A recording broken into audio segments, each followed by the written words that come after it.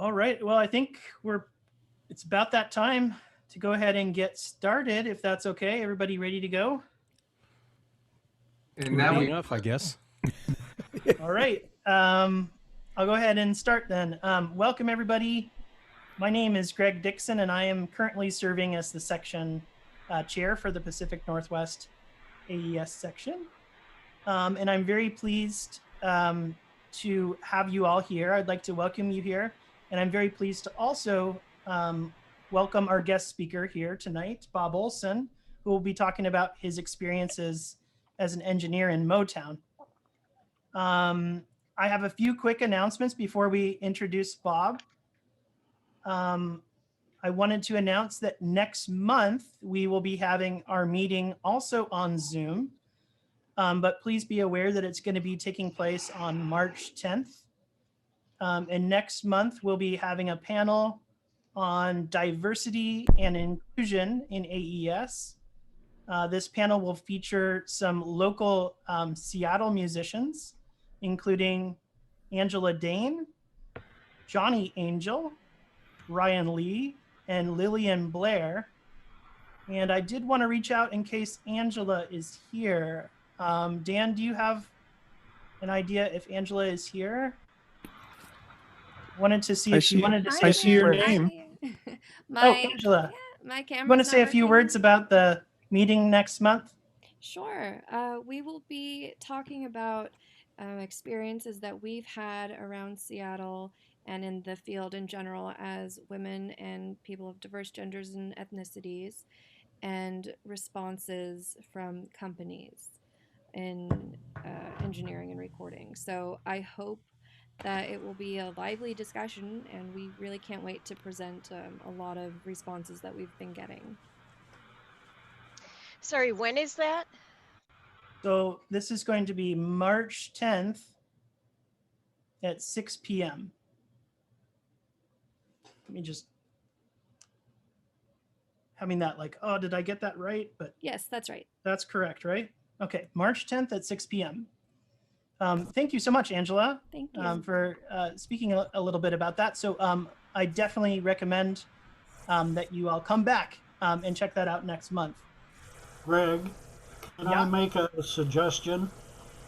When you're publishing time, could you put like ET for Eastern Time and PT for Pacific Time? Because I looked at time, read it as 6 p.m. and thought, oh, okay, we're an hour earlier than usual. But in fact, we're 2 hours later than usual. Graham? Where did you see that, Graham? Because we do that. Say again? Where did you see time that didn't have PST or GMT or Pacific or something like that? Yeah, because we do that on every time that we can. Yeah, I'm sorry, I don't remember, and I could be mixed up with something else. That was those other guys. That wasn't us. Yeah. Okay. My apologies if that's the case. I'm real conscious okay. about time zone. I apologize if it was. Yeah. And it's up to me to put that in. And I get called on by my contemporaries if I blow it. Okay. Rick does the webpage, and I do the Eventbrite, and I try to do it too. Okay. One other quick announcement is that in June, we have our annual election, and we have positions opening for committee members for the Pacific Northwest AES section. So if you're interested in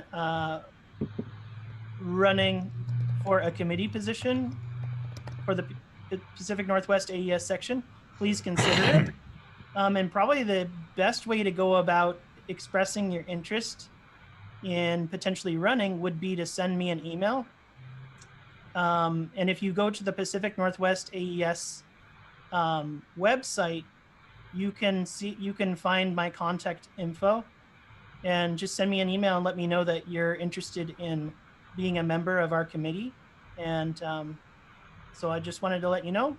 June, we'll be having that election. Please let me know if you're interested in being a part of the committee, and I can let you know more information about that. One technical message is that tonight, or might be different time for you, but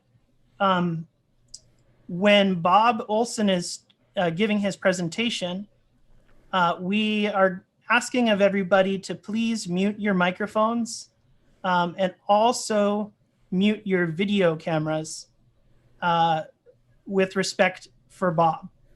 That is Bob's preference. So while he's presenting, I'd like to ask you to mute mics and mute video cameras. And in addition, we have moderators here who will be helping relay your questions to Bob. So if you have a specific question that you want to ask Bob, please go ahead and post it into the chat, and one of our moderators will find a good time to pose that question for Bob. So that's the basics of kind of how things are going to work while the presentation is going. In addition, we will have some opportunities for social engagement. We will likely need to take a short break at a point in time. And at that time, if you're not taking a break and you want to introduce yourself, we will be doing kind of quick introductions and getting to know one another a little bit better. In addition, after the meeting has concluded, the presentation has concluded, if you'd like to stick around and introduce yourself and say hello, please stick around after the presentation, and you'll have an opportunity to introduce yourself and we can get to know one another a little bit better. At this point in time, I'd like to turn the time over to Dan to talk a little bit about his initiative that he has been doing since I think last April, was it, Dan? Since April? The end of May. The end of May. It's called Tea Time Topics, and it's a weekly meeting that Dan is hosting, and I'd like to turn the time over to Dan to talk a little bit about it. Thanks, Greg. Yeah, this is a open-ended thing. We just finished our 36th meeting, and it's whatever people who are there want to talk about or plan ahead a little bit. We like to hear what people who are passionate about something want to share with us. They generally talk about audio. They're generally audio related, although not exclusively. This next Saturday, which will be our 37th since the end of May, is going to be Eric Summers talking about holograms, which I don't know anything about, but think are pretty cool. And last week, Michael Pedersen, as I think Rick told us, talked about Benjamin Bauer's scientific notebooks and the evolution of the Unidyne microphones, which is best known from the 55. So if you want to be part of that, send me a private chat here with your email address, and I'll send you the link, the Zoom link for it. It's 6:30 Pacific time 3:30 Pacific time every Saturday, 6:30 Eastern time. And we get people from literally all over the world, and there's some pretty smart people who are coming to it, and it's really fun to hear what they have to say. So we'd be happy to have you join us. Thank you. And now I'm supposed to introduce Rick, I think, right? And Rick is going to be Rick Chin will be the moderator for this. He is our webmaster and has been part of the section since the very beginning, I think, and is a big reason why our section is so active. And later we'll talk about how you can be part of the section and be an AES member. Okay? Rick. Okay, thank you, Dan. So, I've known Bob for a long time, maybe 20 years.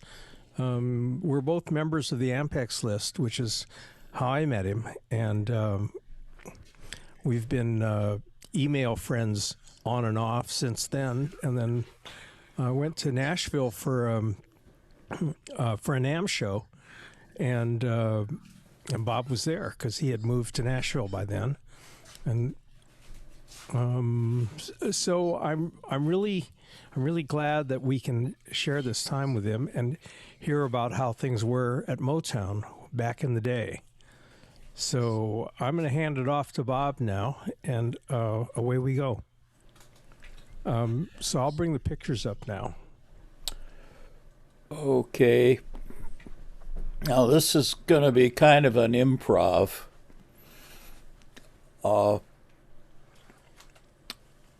We've got, well, that's what it currently looks like, which is a museum, which pains me because the room is one of the best sounding rooms I've ever heard in my life.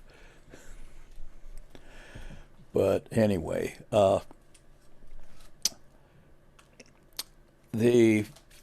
I wanted to do first off is just try and provide some context, because everybody is all excited about all the stars and all this and all that, and to me the fascinating thing is how Berry Gordy was able to take a whole bunch of things that happened during his life and put them together, and it became Motown. So first off, it's important to know that Detroit was the production center for ABC Radio. The Lone Ranger, the Green Hornet, a lot of especially radio drama programs came out of Detroit. And NBC and CBS were in Chicago. ABC was in Detroit. Now, what did that mean? Well, network radio was some of the highest paying work available to a black person in the 1940s and 50s. And Detroit and Chicago both had incredible music scenes because the work was there, and basically if you were good, you could make real good money.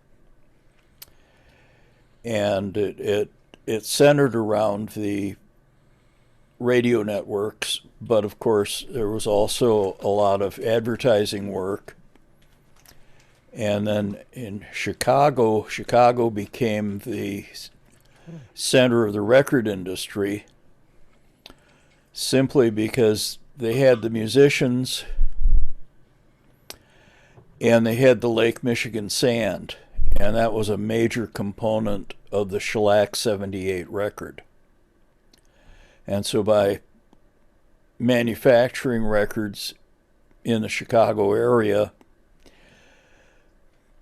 it was way cheaper than shipping the sand to New Jersey and then the records across the country. And so from the late 30s on, Chicago was the center of the record business. And it was the center of CBS and NBC. And then when NBC split into, well, it used to be the NBC Red Network and the NBC Blue Network. And then they split, and the Red Network became NBC, and the Blue Network became ABC.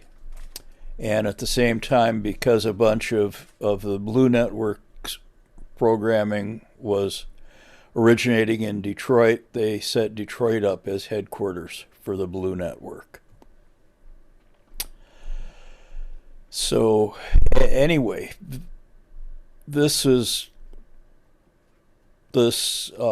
music scene in both cities was really something. So anyhow, where does Berry Gordy fit into this? Okay, Berry grew up in an extraordinary family that was into being entrepreneurs. His his dad, his mother and father, and I believe one of his sisters had moved up from Georgia. And his dad had become a building contractor, and his older brothers and sisters ran a family-owned grocery store and print shop. Barry's oldest sister went to Howard University and was kind of the pride of the family. She became a vice president of a bank, did a lot of pretty extraordinary things for a black woman in the 1950s. Well, Barry was the young one. He dropped out of high school because he wanted to become a boxer. Now, the importance of him studying to become a boxer is something that was explained to me years later.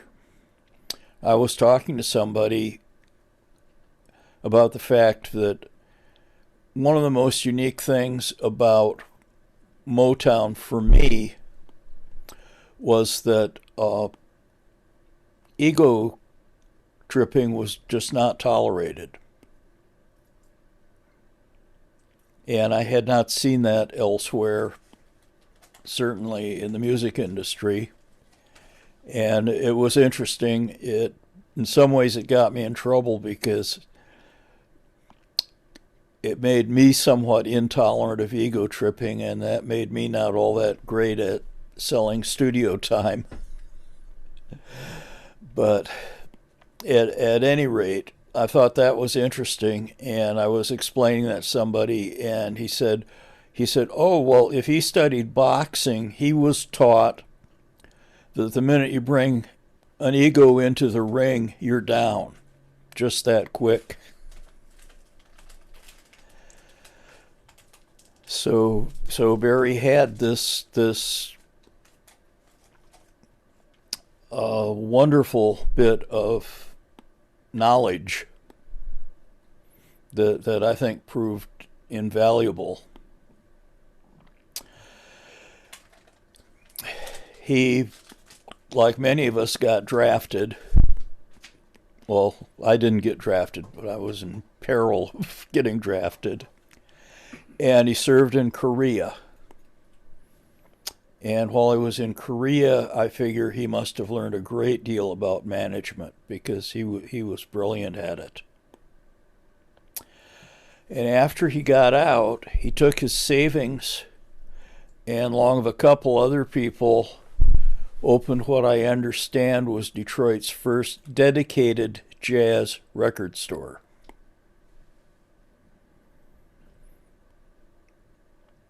And he was a huge jazz fan, and I'm told still is. So,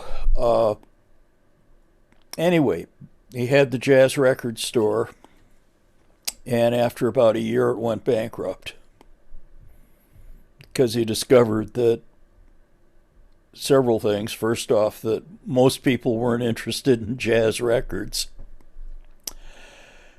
But secondly, he learned that record stores at that time ran at a loss 11 months a year. And they only paid for records they had sold when you had another hit that they needed. And that was a pretty important thing to understand. And that was why Motown had hit after hit after hit. It was basically necessary in order to stay in business.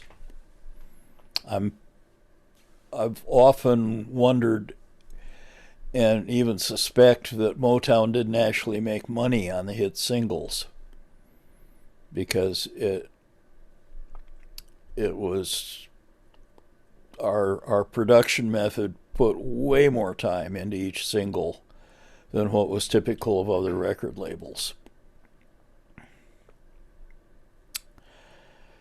So anyway, how did he get into recording? Well, his sister Gwen was writing songs with her boyfriend, who was a guy named Billy Davis. And they had some recording equipment in the basement, an Ampex 400 and an old Western Electric mixer. And Billy was doing commercials and jingles and that kind of thing. And they were writing songs. And Barry got to writing songs with them. And the way they would do overdubbing is they would record the instruments in the basement, and then they'd take the mono tape to one of Detroit's 2 independent studios whose business was advertising, and then they'd do a mono-to-mono overdub.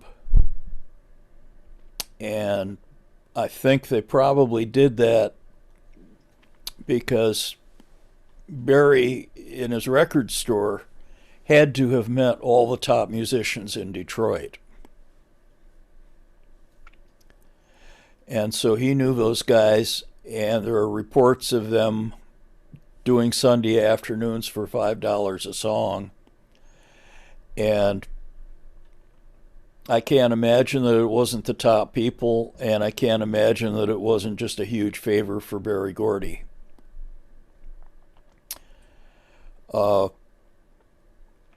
So anyway, Barry, Gwen, and Billy wound up writing and producing several huge hits for Billy's cousin, Jackie Wilson, after he left the Dominoes and went solo. Probably the biggest one was Lonely Teardrops. The first hit was called Reet Petite. And they were major hits. Well, Chess, I gather that Billy primarily functioned as a producer. And Chess made Billy an offer he couldn't refuse, and he moved to Chicago. Meanwhile, Barry continued writing songs and became Jackie Wilson's road manager. And he met more great musicians on the road, and that they were added to his arsenal of former customers. Well, at one point, Jackie decided that having a black manager was holding back his career, and he didn't renew his management contract. I've read that Barry was outraged and took the band back to Detroit, where they began recording in Gwen's basement. Now, of course, at that time, Barry didn't have singers who could really keep up with these musicians before the musicians would get bored. That's a classic problem, recording, because musicians can do so many takes until the singer gets it right, and at that point, they aren't on top of it. So he began recording strictly backing tracks and would take them to the advertising rooms and overdub the vocals and edit the vocals. So that was his style of work, and that continued. And I learned after I got to Nashville that actually was not how most records were made. Most records were recorded live at that time. We're talking 1958, 1959, 1960. Okay, another major thing that happened was in 1958, Billboard premiered one main all-genre sales chart. They stopped dividing up the charts racially. And one of the things that drove Barry is that he didn't want to be at Chess or an Atlantic. He wanted to be Columbia Records.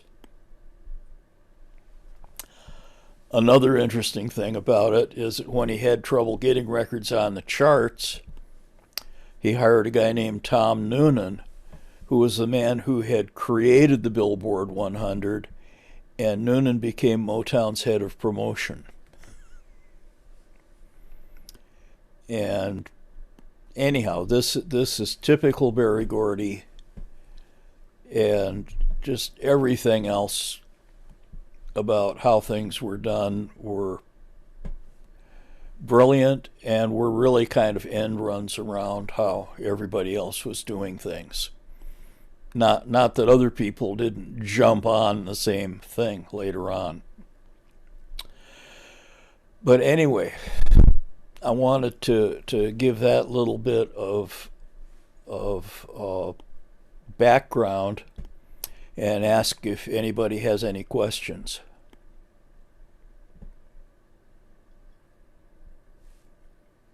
Bob, one thing, this is Steve. One thing that was interesting is why the musicians were in Detroit. What brought them there? Why there was such a big group of qualified players there? Okay, well, it was the network radio work at ABC. That and of course teaching music was a major source of income. I think the most underrated group of people in American musical history is the black music teachers. I found out that there was a music school for slaves in New Orleans, and you can trace huge amount of American music to students of descendants of people from that school. I mean, it's an amazing thing. It's not widely known, and of course it's very different from the it all came from the blues propaganda from the 30s and 40s. You know, we're not supposed to have African American scholars in our culture. But in fact, I mean, they had symphony orchestras there in the 1890s. I mean, it was a pretty amazing scene, and teaching music was a major source of income. And so you had the music teachers, and you had, of course, the broadcast work in Detroit and Chicago. I have another question here, which is what were the secret elements of the Motown sound that the British wanted to copy beyond the great musicians? Oh, Lord. Well, I'm not just sure what the secret was, because it was the only thing we knew how to do. But I think the music was wildly successful, although I think a bunch of why it was wildly successful is because there actually was a lot of, I mean, enslaved musicians were not asked to perform African music. And so they were taught all kinds of European music. And so in some ways it was serving their own music back to them, only with some African spices.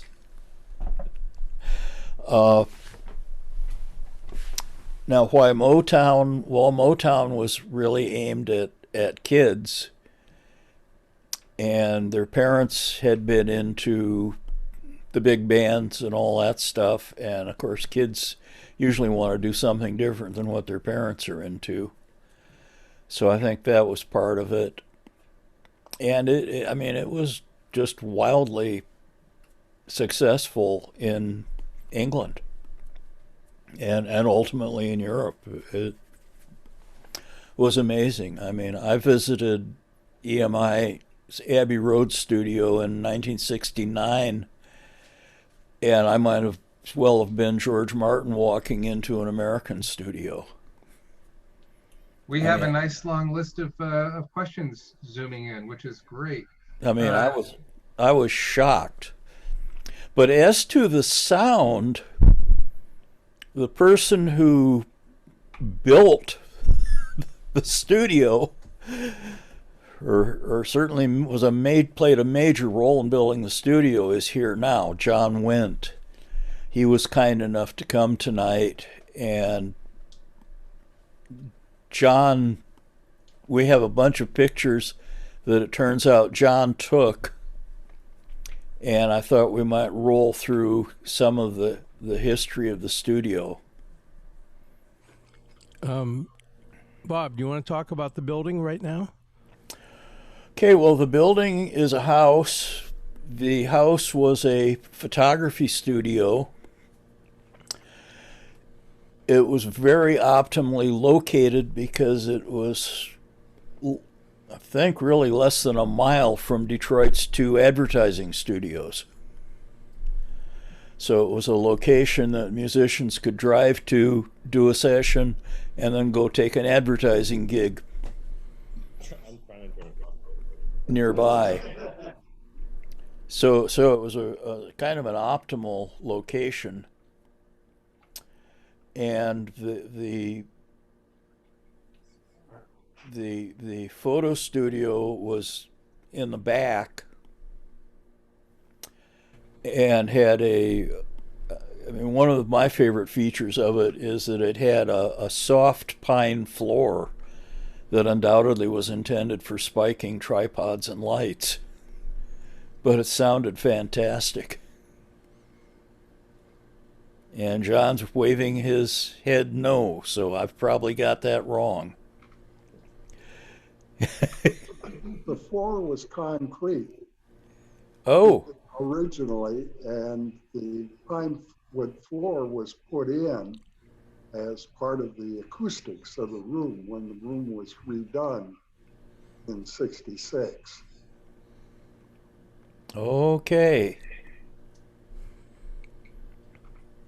Very interesting. So, what floor was the studio on? It was at ground level, pretty much. So the if you walked into the open door, you were on the studio level. Well, you walked downstairs from the sort of the back porch of the house. Oh. And Right. what was in the upper floors? The studio floor was a slab on the ground. Okay. The house had a basement underneath it. That's where the engineering department was.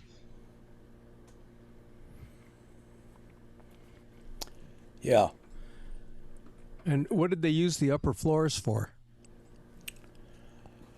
Well, when I first got there, the bottom floor was the company, and Barry lived upstairs. Oh, okay. But All right. that was January of '61. Uh-huh.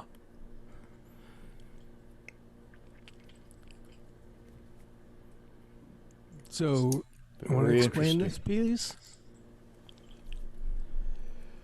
So was the studio there when you got there, or were you putting it together, or? No, the studio was up and running. Uh-huh. Pop Doherty had knocked a hole in one of the bedroom walls and put a window in. Yeah. And the 1937 Western Electric console and the 400s were there. And it was a going room at the time.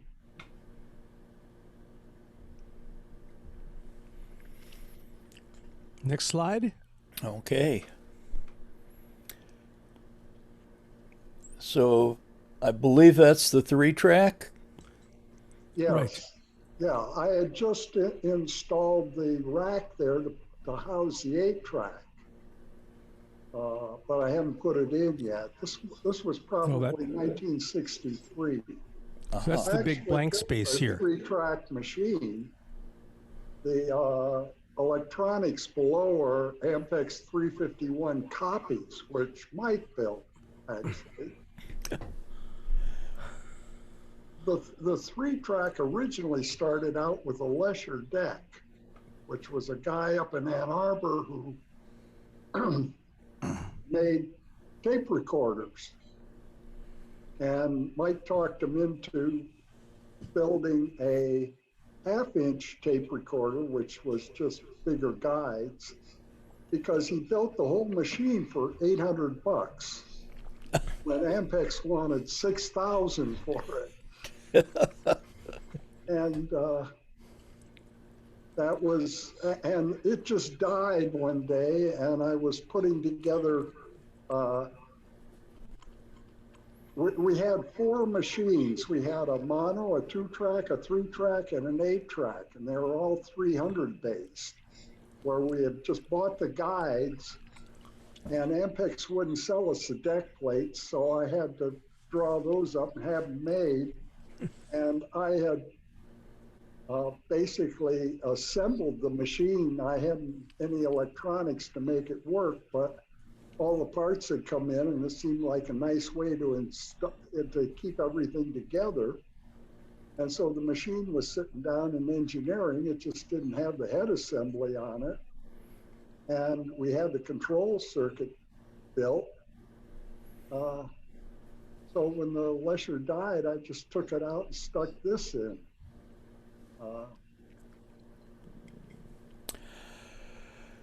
Were there 2 3-tracks? There ended up being, yeah, at least 2. Because I know there were a lot of tapes that were done 3 to 3. Right. Yeah. Well, Barry had a 3-track player up in his office. He was capable of mixing from his office. Okay, and that's where that was.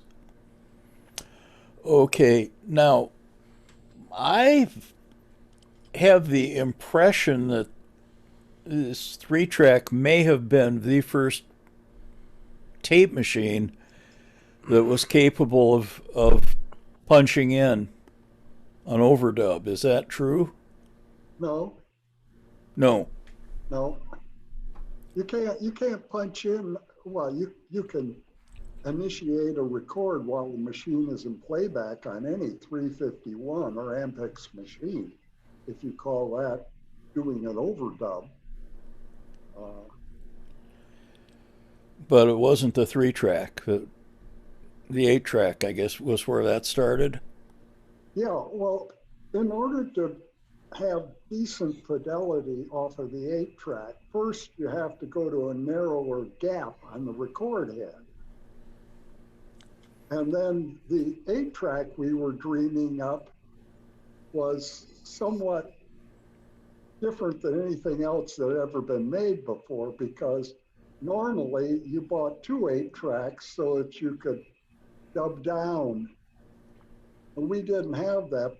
We didn't have enough money, and we were building it for scratch. The budget for the 8-track was $5,000, and Ampex wanted, I think it was 20 grand for one, and they promised 18-month delivery. And we said we could buy all the guides and torque motors and everything, and so we just did that. We figured we could build it faster than that.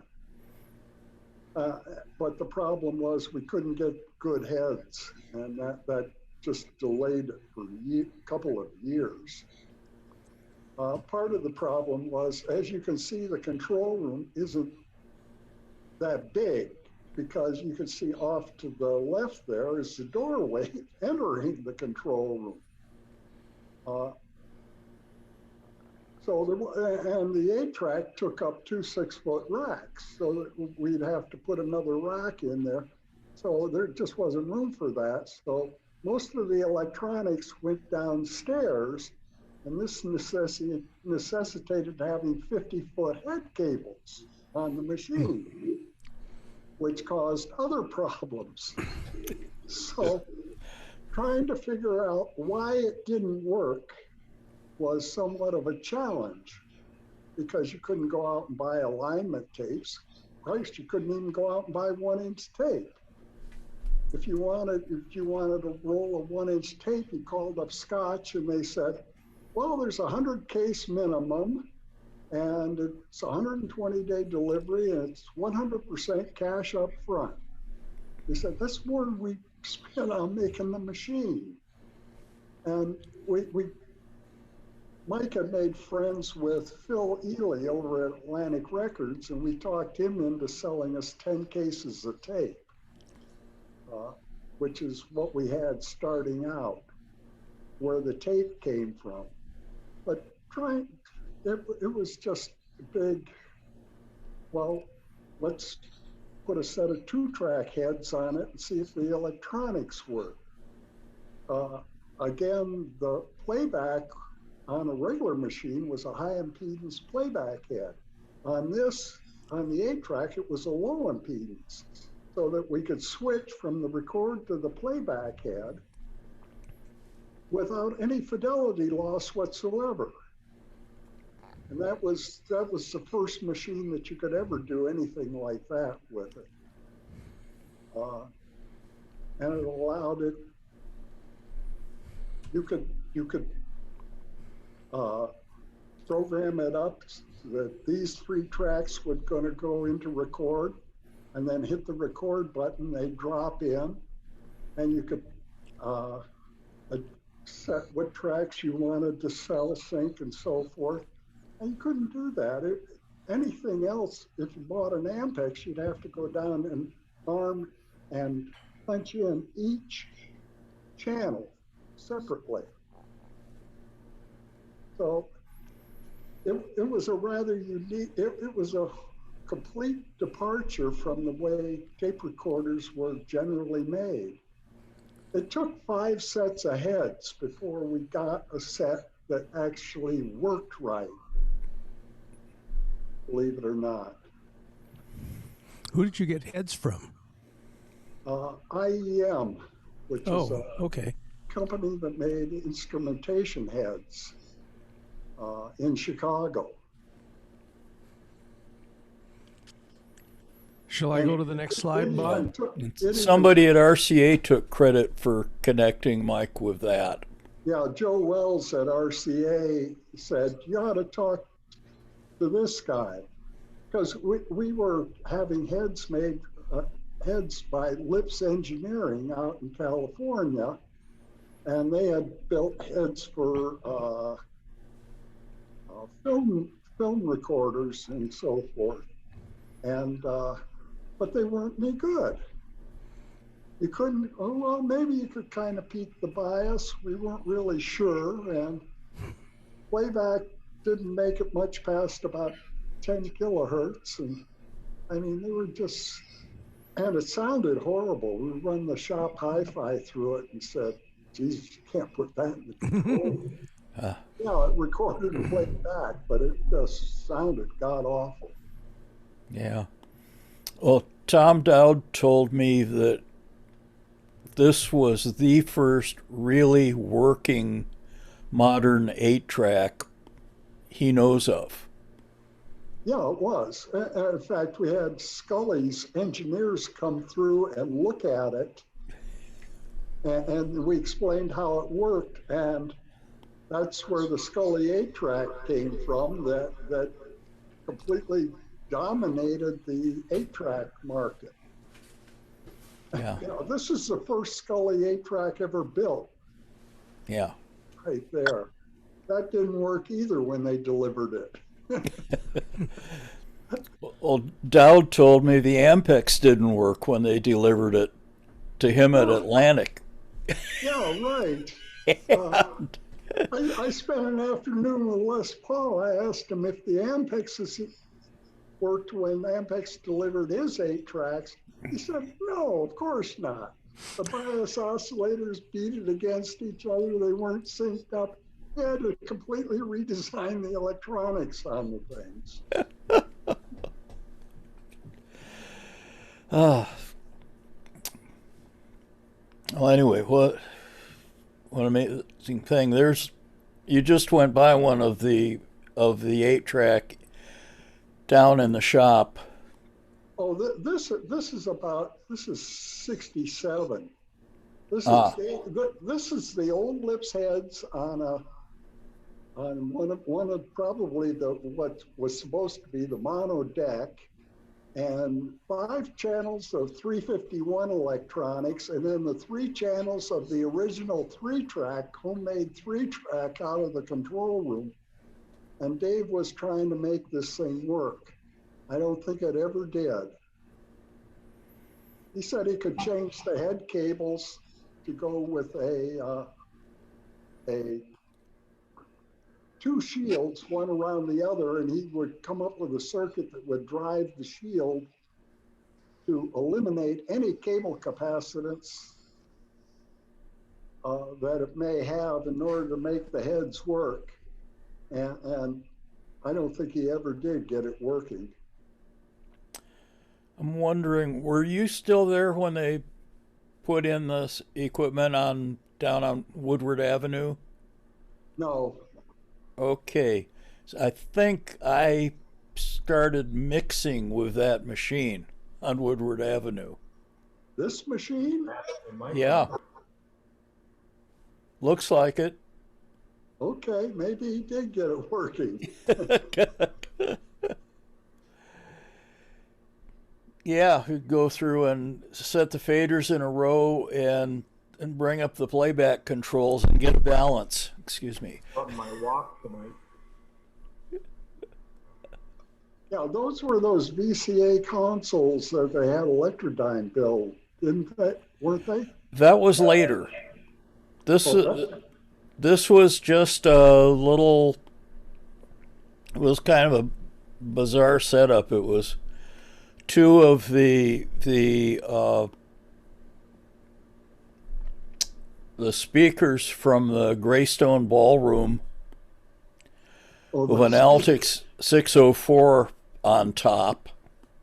So they were sort of acting as subwoofers. And a desk with a mixer built into it. And we were doing mono mixes down in that room. And they were doing the stereo mixes still on West Grand Boulevard. Was it this thing? No. Oh.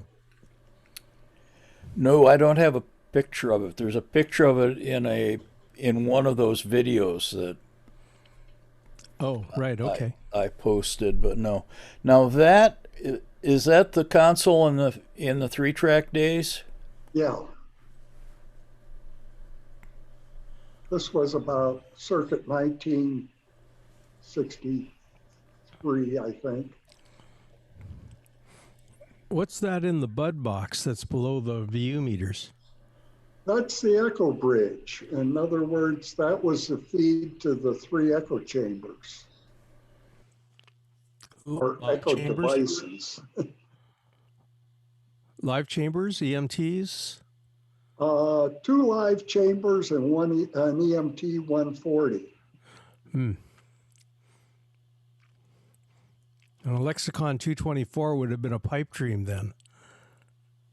Yeah, well, one of the things people talk about the Motown sound is the 48 echo chamber, which was, that was my first thing I did at Motown. Was Mike called me up shortly after he started working there. He said, "You want to make $20?" I said, "Sure." He said, "Come down here and clean out the attic so Pop Cordy can build us an echo chamber in it." And so that's what I did. And it was a really simple, room with the ends being totally parallel, the walls were parallel, and it had a ceiling which wasn't very wide, maybe 3 feet wide, that was parallel with the floor, and it had more flutter echoes in it than you could believe, and that was just one of the secrets. That's because we hadn't read any of the books yet, and we didn't know that echo chambers were supposed to have no 2 parallel surfaces. But by the time we built the second chamber, the 44 chamber, that was no two parallel surfaces. And the engineers were, why doesn't it sound like the 48 chamber? Can you make it sound like the 48 chamber? They didn't like it because it just gave reverb. And reverb and echo are two totally different effects. And they're used differently in a mix, completely.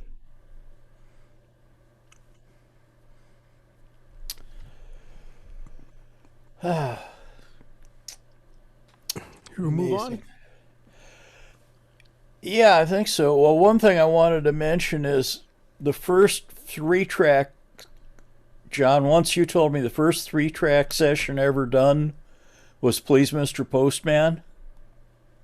I believe so, yeah.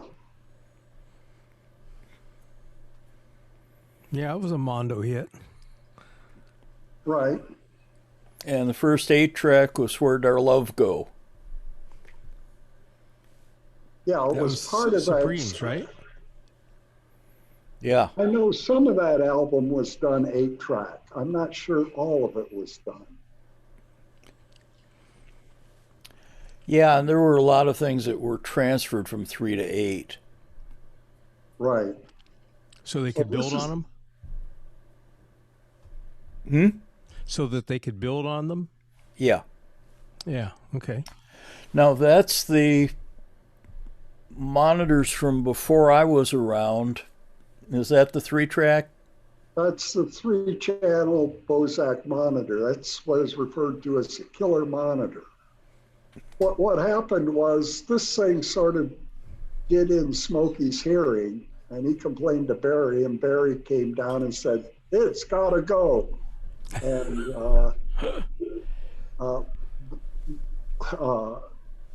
Brian Holland and Lamont and Eddie and Norman Whitfield and a few other guys said, no, you can't take it out. And Barry said, yeah, you got to take it out. And I only want to see one speaker hung in there. And we went, oh, how are we going to do this? So we took all the drivers out. We basically left the case there. We cut out the center one, and we dreamed up this box which had an AR woofer, a Bozak mid-range, an AR upper mid-range, and an AR tweeter. And I built a 4-way crossover network, and we used a Mac Industrial 200-watt amplifier on the woofer, a 60-watt on the Bozak mid-range, and a Dynakit Stereo 70 on the 2AR thing. And I could stand there and look at the woofer while they were using it, stroking about 5/8 of an inch. It was almost as loud as the Bozak system, but the lifespan on that speaker system was about 2 weeks. We had 2 of them, and when they kill it, it's like it was just hung on hooks. You go up, unplug an 8-pin Jones plug, take the speaker off of the hooks, put the new one on, plug it up, and away you go. It took about 2 minutes. And the main failure rate was it would rip the voice coil right off of the woofer cone completely. But it blew up all the drivers. Sooner or later, you lost everything in it. Yeah, I haven't got a picture of that one. By the time I was... I never took a picture of it either. I regret doing it. By the time I got in there, it was an Altic 605. No, it was a 604. Or was it a 604? Yeah, originally back in 61, they had 2 605s in some cabinets which were designed for 12-inch speakers with these 15s in it. And one 605 got used in the guitar amp, the DI guitar amp, And the other one went up in the 44 echo chamber. What's the As one of the significance of the numbers on the chambers? They're the street number of the house. Oh, okay. Oh, yeah. 2644 was the attic was the 44 chamber. And 2648, which was the main building, was in the attic of that thing. There was a 52 chamber, but it was so small, nobody ever used it. I don't think that people were even aware that we had it. It just appeared on the patch bay, and that was that. But you had to walk through it to get to the art department, which was part of the problem. If you go back to the old 3-track console, I'll show you something that's really funny. If you can back it up, I guess. Right direction arrow. No. Yeah. Come on. There it is. Oh, that's when we were 8-track. No. That's not 3? You're going forward, not backwards. There you are. Okay, you see that Bud chassis that's hung on the back of it with 3 indicator lights? That thing? Below the indicator lights are VU meters. You can just see the very top of them there for the echo chamber. Now the indicator light in your echo chamber up in his office, he's using it to mix something at this time. So all the mixing had to happen in this room. And you'd be mixing something and you see the lights come on and dance across and back as he was listening to the different chambers. It was the craziest thing. And you just sit there until he got done because you couldn't do anything. Oh, wow.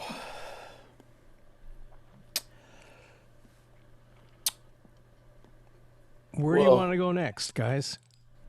We have a lot of questions actually in the audience. Do you want to take a few? Yeah, let's take a few. Great. Thank you.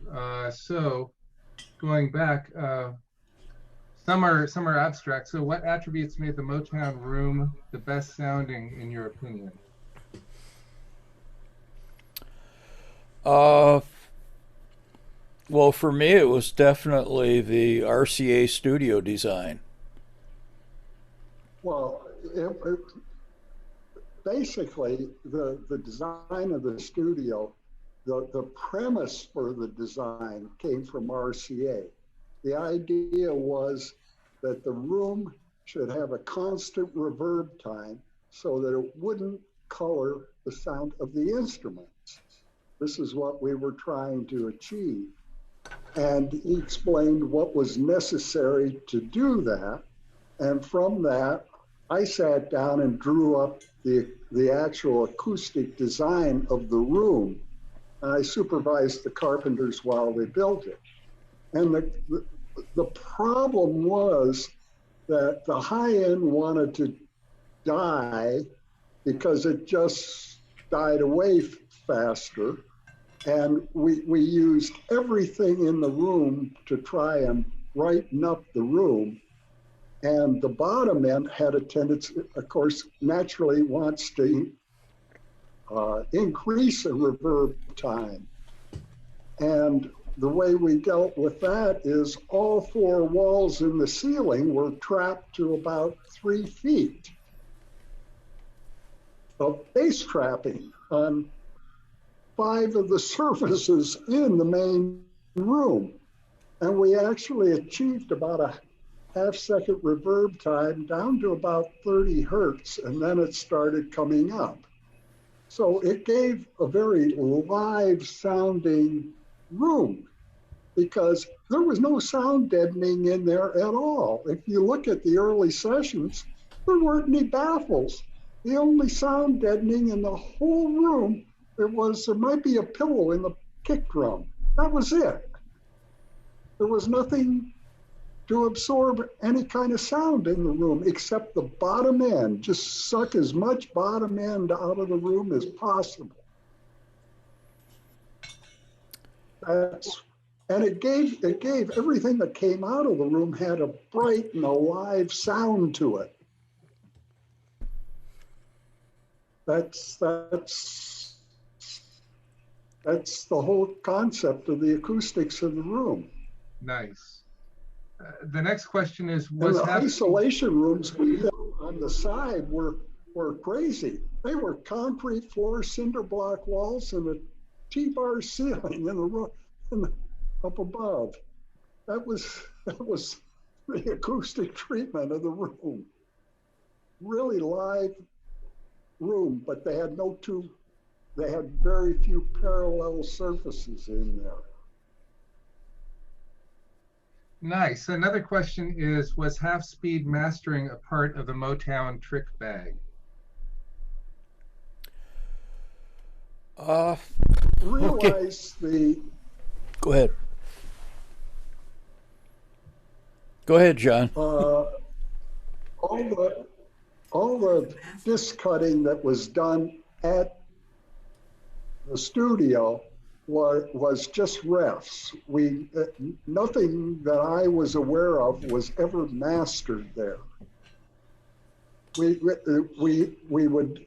would do half speed, but it was strictly to cut refs. I don't think anything was ever mastered. Yeah. Because it was just a ES59 mono cutter head.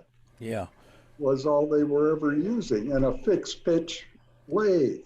Yeah. Occasionally things got sent out.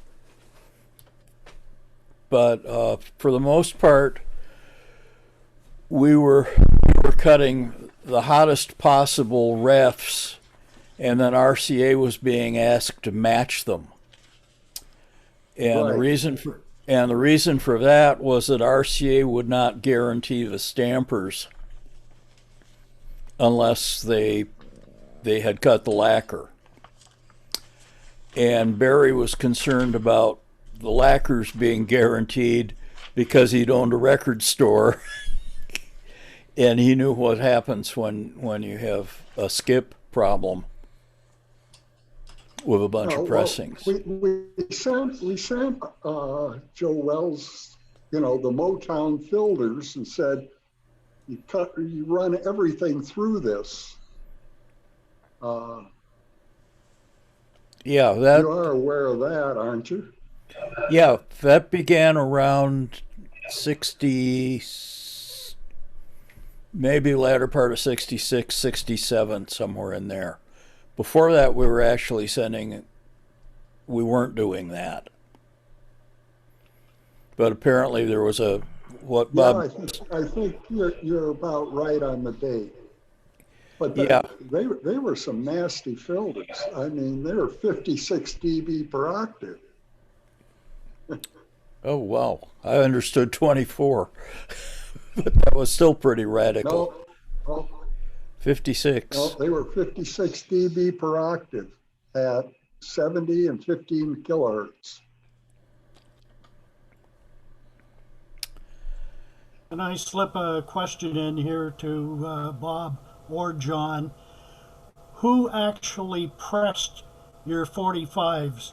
It looks to me like the release 45s that you were issuing were pressed on not vinyl, but styrene.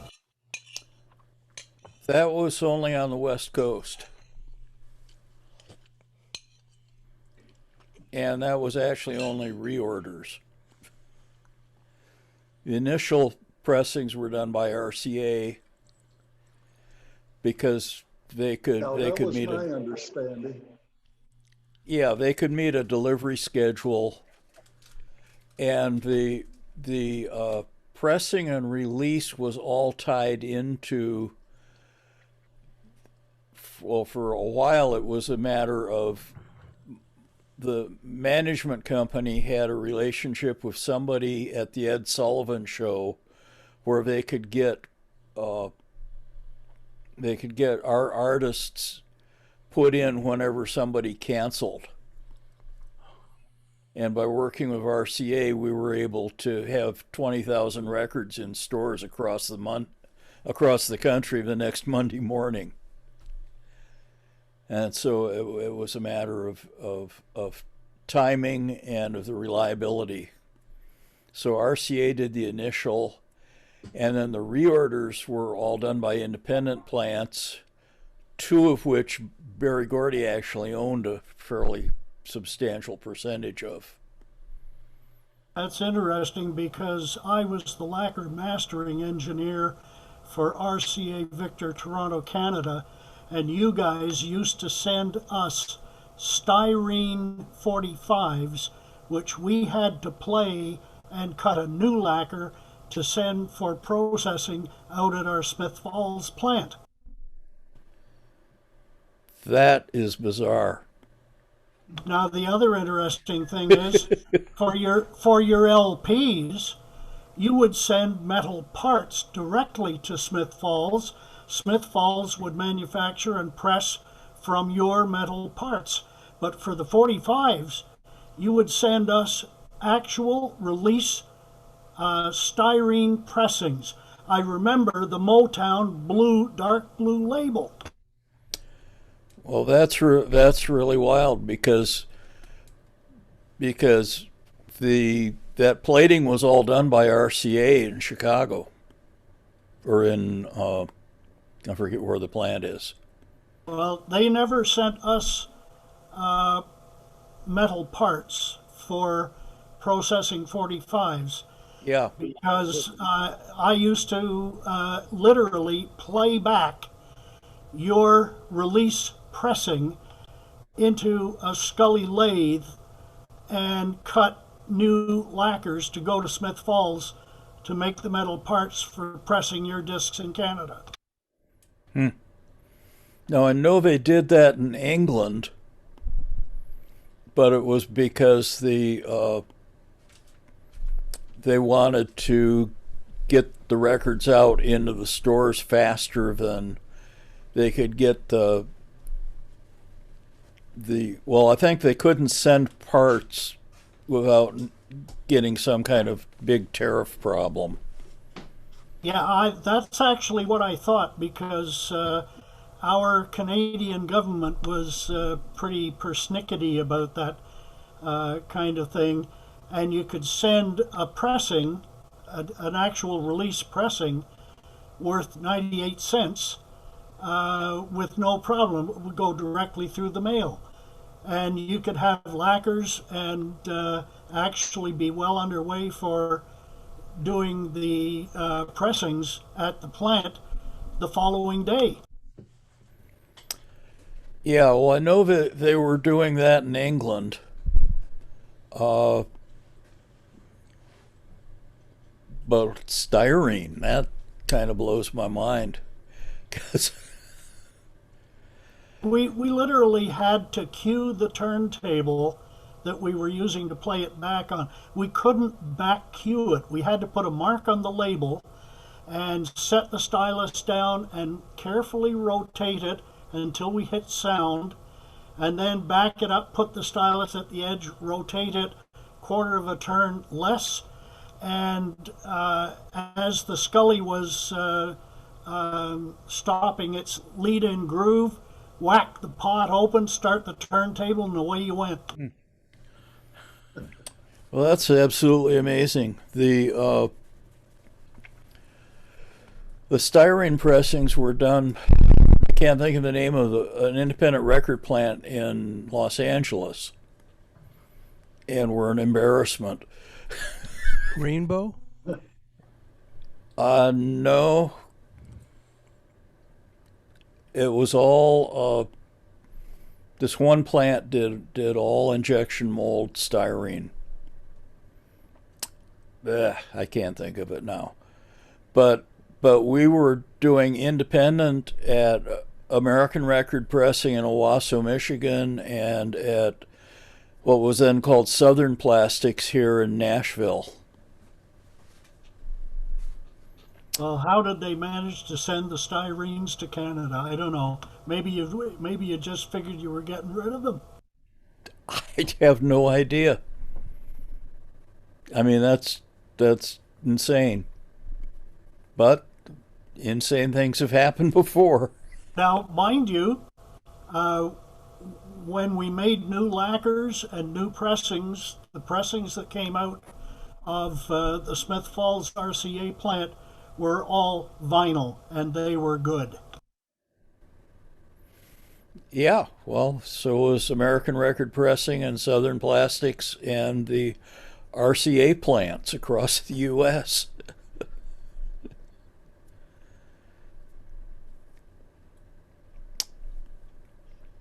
Those were fun days. Yeah, well, what year was that? Uh, I want to say 62 or 63. My yearly recollections are not very good, but boy, I can tell you the equipment we used for doing those transfers: a McCurdy CH12 turntable and an Empire 16-inch arm with an Empire cartridge in it for doing the transfer off the 45s that you supplied us. Interesting. Steve, do you have another question? I do. And one of the questions for you, Rick, you were thinking about taking a little bit of a break each hour. Are we good with that, or do you want to keep going? I can keep going right now. Okay, sounds good. So one of the questions, and Ben Melby, please mute your video. There you go. How you like that? We can find them. So, what year did mono become stereo? 1968. Sweet. Okay. When the stores stopped stocking mono. All right. In 68, was that still the dual inventory days? That was the end of it. Okay. Cool. Now, how were the houses connected together? Were they connected underground or? There was a downstairs between the those two on the between 48 and is it 46 and 48 or 40? No, 48 was the main studio. The one on the right. You know, the houses on each side, the ground was all dug all the way out to the basement level. And you could walk just between the two, and there was stairways built where you could go up a flight or up 2 flights in. Yeah. They had knocked holes in the side of all the buildings, and so that you could go from one to the other. So you can walk from one of them to the next one without going onto the street. Right. That's everything except the one past Doc Bader's, which was where the remix room was. That was building all unto itself. What was the square footage of studio and control room?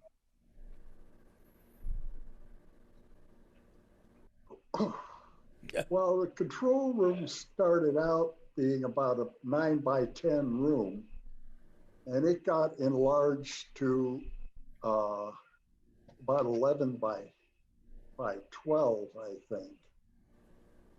The studio, Jesus. I really don't have a good, accurate measurement of it. Okay. I'd say roughly 30 by 40 feet. Cool. Thank you. Was the Western Electric board at Motown originally the same one from Barry's basement? From his sister's basement. Ah. I don't know, but I suspect it was. Yeah, I agree with you, Bob. I don't know, but probably was. Okay, here's one. George Peterson of Front of House magazine found an obscure piece of electronics at a flea market in Oakland, California. After doing a lot of research on it, he found it was one of the half-speed mastering EQ units used at Motown. Any comments from John or Bob on this one? Well, that definitely was was one of the ones. Maybe I should go over how our process worked. Sounds good. I'll drop these for now. The goal that we were trying to achieve was to have a tape that would go across to vinyl flat. And so people would do a mix, only they called it a master. And we would cut a very hot reference of that. Berry Gordy had some bad experiences with mastering and would not listen to anything on tape, from what I understand. And so he wanted everything off a disc. And so we cut discs of everything he would hear, and we would cut a rundown 33 1/3 disc of each batch of mixes, and that would go to our quality control department. And they would review those, decide which mixes were worth keeping, and then we'd cut a hot 45 of each of those mixes. And then they would compare those mixes on a pair of turntables with a switch and decide which mix they felt was the best. And the basic test was, what did it feel like to sing along with and dance to? And it followed that process until there was a mix that they felt worked. We did some EQ in the cutting room, but we were required to put what we had done on the label, and then invariably they would give that acetate to an engineer to do another mix, incorporating whatever EQ we had put in. So the goal was to have a tape that could go across flat to send to RCA and to send copies of around the world. So that was the pattern, but that process really involved a massive amount of work compared to what they did at most labels. And like I said earlier, I'm not sure they actually made that much money on the singles. But what the singles did do was launch the artists, and Motown was I've always referred to it as it was an artist management and music publisher that happened to have a label.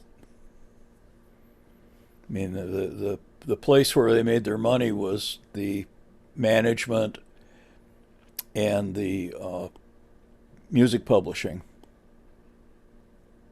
And it was very much a songwriter's company. And you can get a pretty good, from the Showtime, there was a documentary done on Showtime that Berry Gordy put together himself largely, and it really kind of describes it as being a songwriter's company,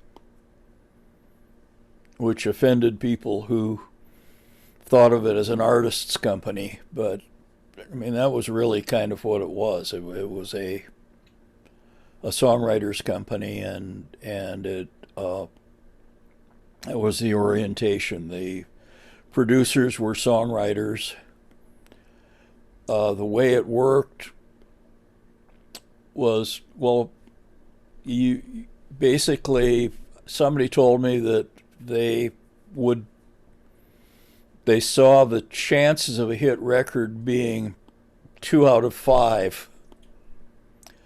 And so people would write 5 songs, 2 of which would get recorded. And then of those, out of 5 of those, only 2 of them would be finished. And then out of those, only 2 out of those 5 would be released. So it was very much about letting everything fail inside the company, as opposed to the throw it up against the wall and see what sticks approach that the major labels took. It was a very different approach, but it worked brilliantly.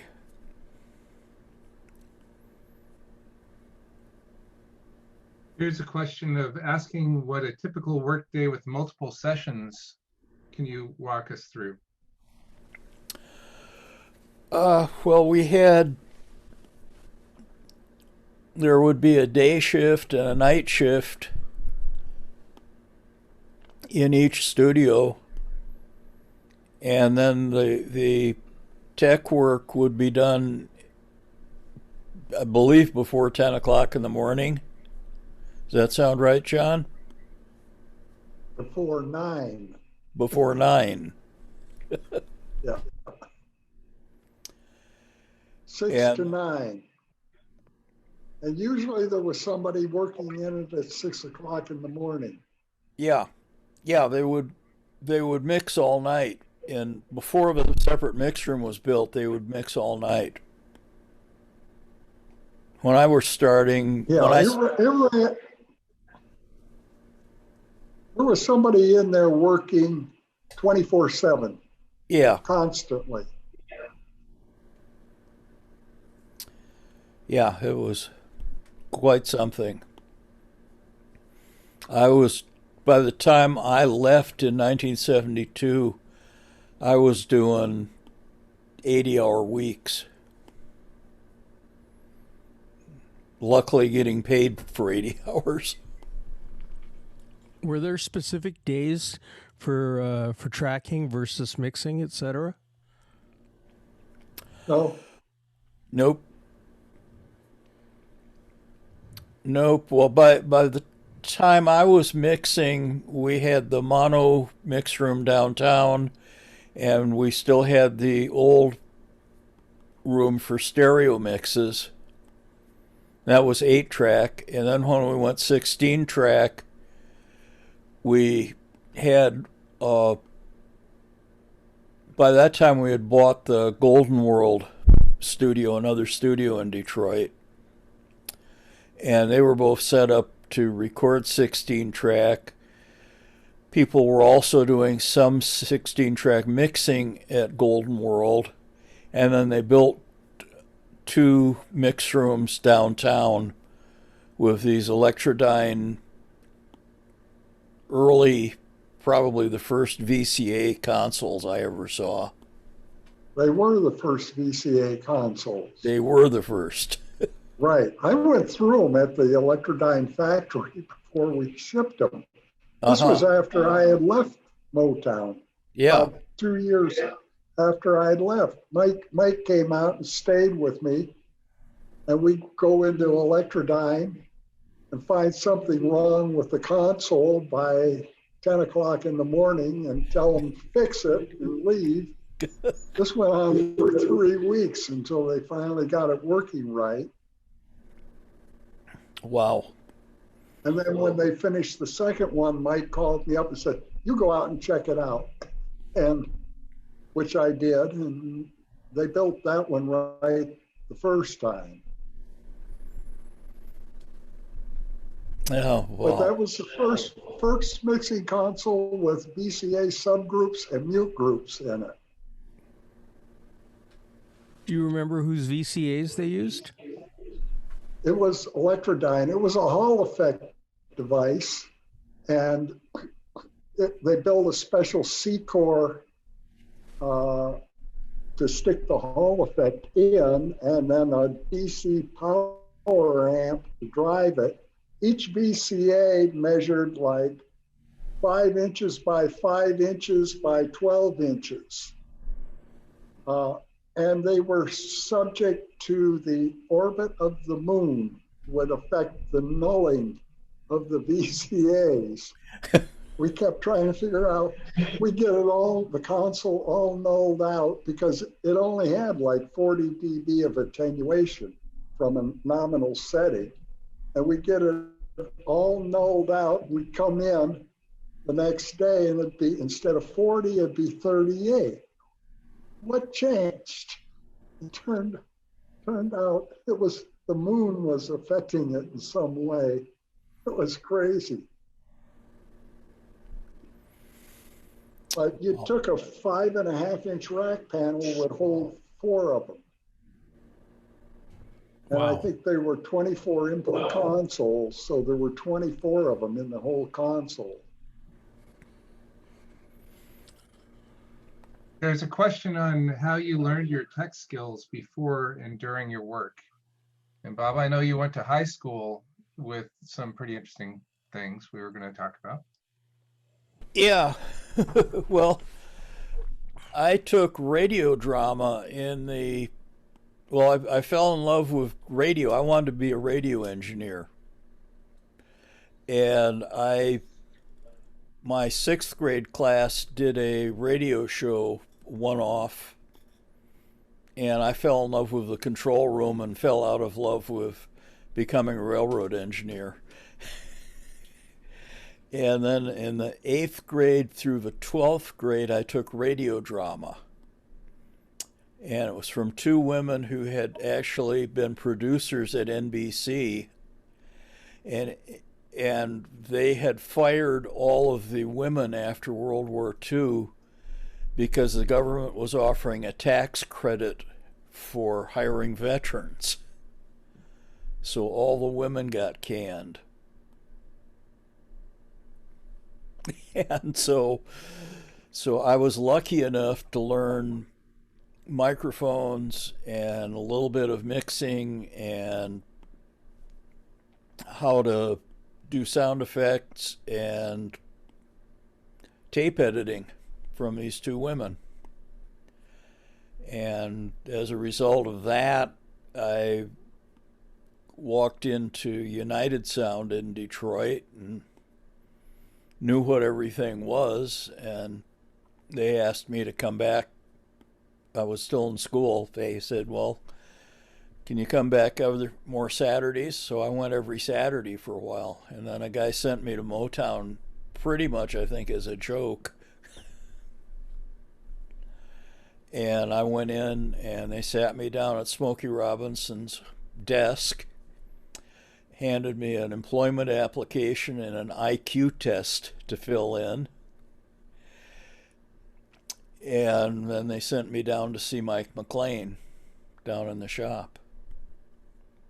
And I didn't get a job immediately, but Mike and I kind of hit it off. And eventually, when they were looking for a disc cutting trainee, I got the job. And John, how did you get into this stuff? Well, I started, I wired the house for sound when I was like 14 years old, putting speakers in different rooms out in the garage and everything. And basically, my subject in high school was physics. I got my high school physics book and started reading it, and it was like a best-selling novel to me. I couldn't put it down. It took the whole world and made sense to me. This is why I need calculus and trigonometry and all the rest of it, and chemistry, and it made it all congeal together. And then I got bored with college and dropped out after 1 year and started me and another guy, we started a record label. We put out 3 records. None of them did anything.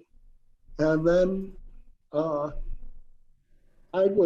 had already bought an Ampex alignment tape, trying to figure out why my folks' tape recorder sounded the way it did. And I'd run into Mike, and Mike was playing around building tape recorders and so forth. And he and I were good friends when we were in high school. And you know, the ad in the Detroit News, technician wanted. Mike said, I want to go apply for that job. Well, it was at Hitsville, so I drove him down there. I thought I'd apply for it myself. And when I walked into the control room, I realized I was sort of over my head a little. And I told Barry that he should hire Mike. And I guess he did. And then it was just figuring it out. We had no idea what we were doing. The whole thing was, well, let's try it and see. Now, part of what I think was that nobody had ever, well, I had been in other studios, making of the 3 records. I sort of produced them, although I didn't realize that's what I was doing at the time. And I had some concept of what a studio was all about. But the main thing was we took a unique approach to what the problems came up with. For instance, the studio headphone system. We had the studio consisted of 4 isolated rooms. And we devised this headphone system where there was a pair of binaural microphones hanging down in each room. Each room had a 4-channel stereo mixer and about a 20-watt power amp, which Dave Clark designed, in this box that was on the wall, and it came out into the headphone distribution boxes, which sat on the floor, which was nothing but a switch, step control with in 3 dB steps. How loud do you want it? That's all. That was the only control you had over the whole headphone system. And you just walked in, put the headphones on, and all the walls disappeared. It was like you were all in one big room. It had nothing to do with the control room whatsoever. It just was totally automatic. That was our solution to how you connect up a bunch of soundproof rooms and let people, work that way. And then there was a podium out in the studio, and there was a microphone on it, and you could select any of the 4 rooms or all of them. And what would happen is the producer or somebody would sing the lead vocal into that mic, and all the guys would sort of work out the arrangement for the song among themselves, because half of them couldn't read sheet music. There were no charts or anything. They would just work it out, make it happen. And a typical session would go 3, maybe 4 hours, and they get 3 to 4 tunes done that way. And they do maybe 2 sessions a week. That was how they did it. And it was, you take the best jazz players that Detroit had, and you put them all into a room, and they all feed on each other, getting off. It was like a big jam session. And you come up with tracks that you would not believe. It's just most amazing stuff would come out of those sessions. Hey, Rick, the guitar. You can see the headphone box sitting on the floor there. Yeah.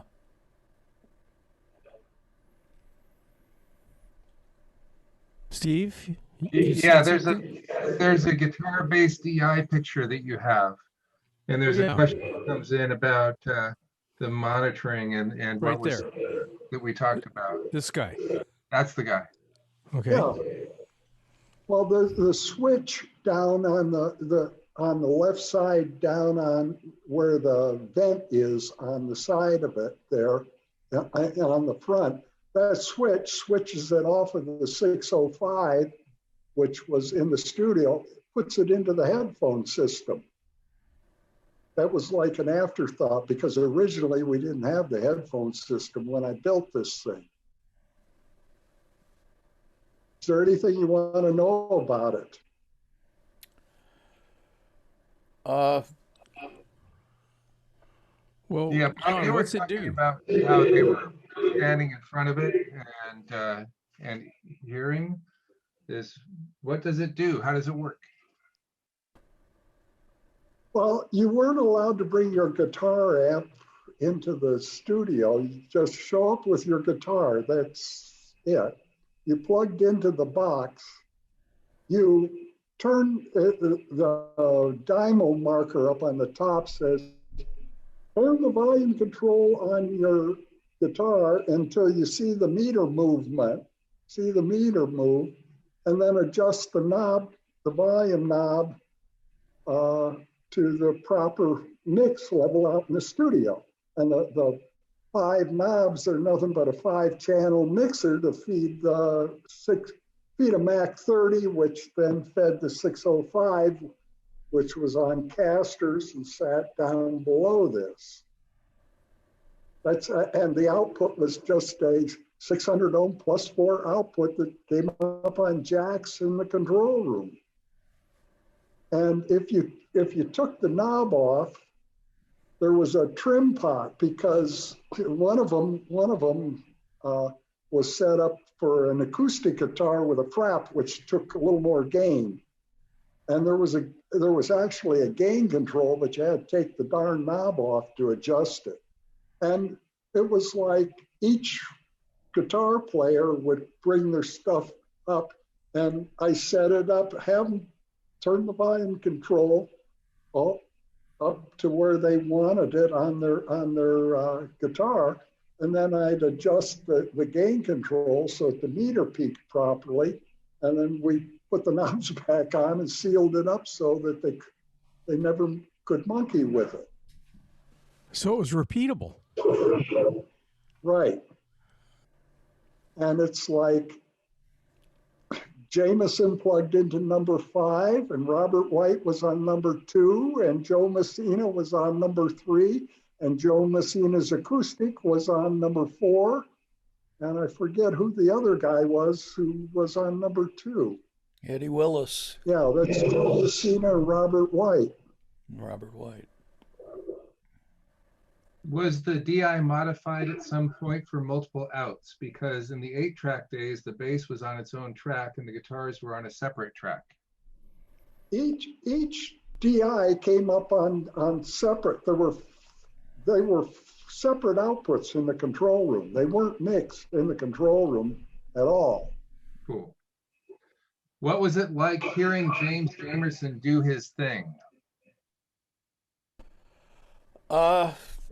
Well, it was pretty amazing because he would typically what I saw was the producer would sing an idea for a part and then he'd do a full-on jazz improvisation on what the producer had asked for. And he'd never play the same thing twice.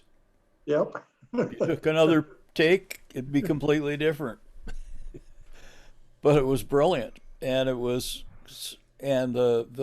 writers loved it because most of the producers came out of doo-wop and had been singing bass and singing parts like that, and so they were able to relate to it real well, and it made for great records. Is this Jamerson here? Yeah. Oh no, No. that's Robert White and Joe Messina. Uh, well, actually, the lower picture of it is James. Is in the middle there. Here, Yeah, where my mouse is. yeah. That's actually a publicity shot. Ah, Here's another question. Can you share your time recording Marvin Gaye's What's Going On? What was it like working with Marvin professionally? Oh boy. Well,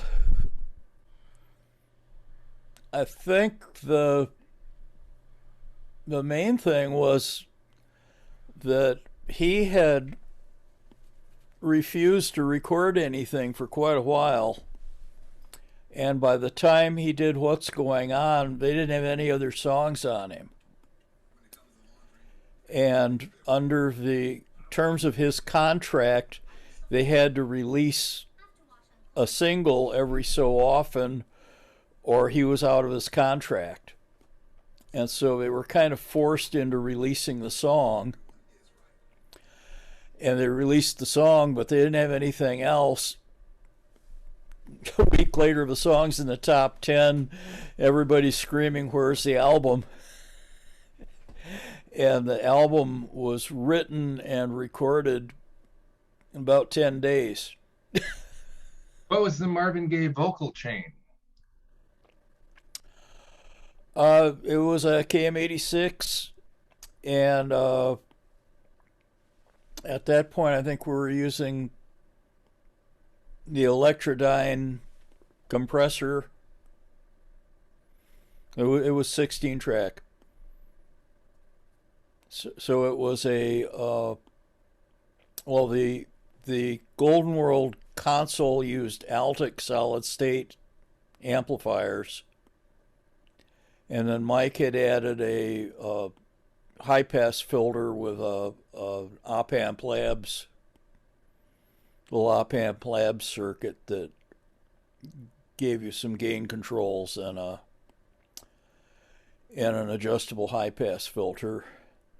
And then the console itself had Neumann passive equalizers.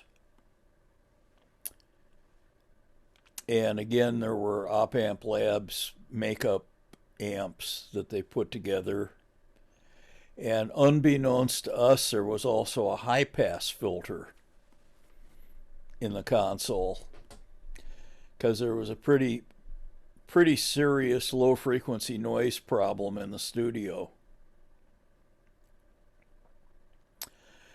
And so, but nobody had said anything to me about it. A couple of people that had worked in the studio before Motown bought it knew about it.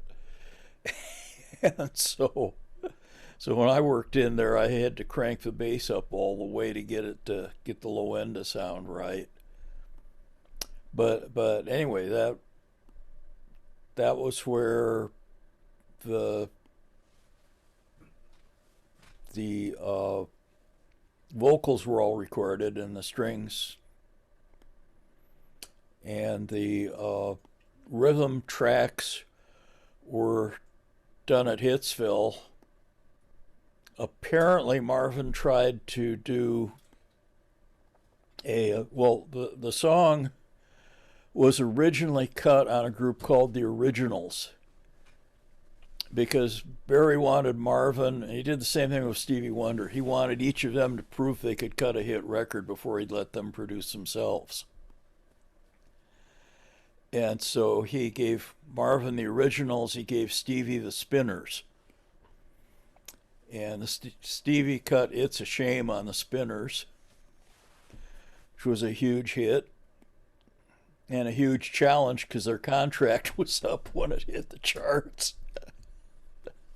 So he wound up losing them to Atlantic. And with Marvin, he was originally given What's Going On to do on the Originals, but he had not overdubbed the group on it and sang the parts himself. The session was booked for the Originals, but he didn't call the artist, and he recorded the part himself. And apparently there's a story about him recording a basic track for it at United Sound, which is interesting. But I handled the tape box myself, and it said originals on it, and it certainly was laid out like a session done at Hitsville. So I'm pretty sure. There's another question of from Greg Dixon. He's curious about the work you did with Jerry Garcia and the Grateful Dead. Can you share any insights on that work? Oh, okay. Well, I did some work with the Jerry Garcia band, although not with Jerry, but with I'm drawing a blank, Melvin Seals, keyboard player. This is all in San Francisco, John. And I worked on a Grateful Dead New Year's show with my friend Andy Wiskus, who I think is in the audience. Cool. Thank you very much. So, Rick, how are we doing for time? And I think it would be bad to lose the opportunity to see these slides. So potentially we should probably march through the slides. And I think we've been doing pretty good, actually, as far as...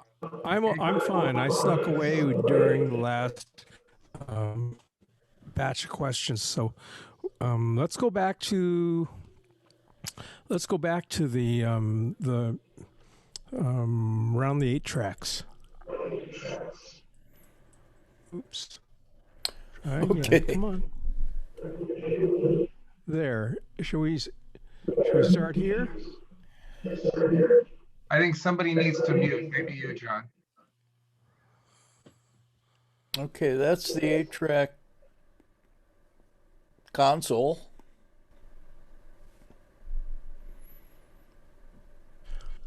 John's picture.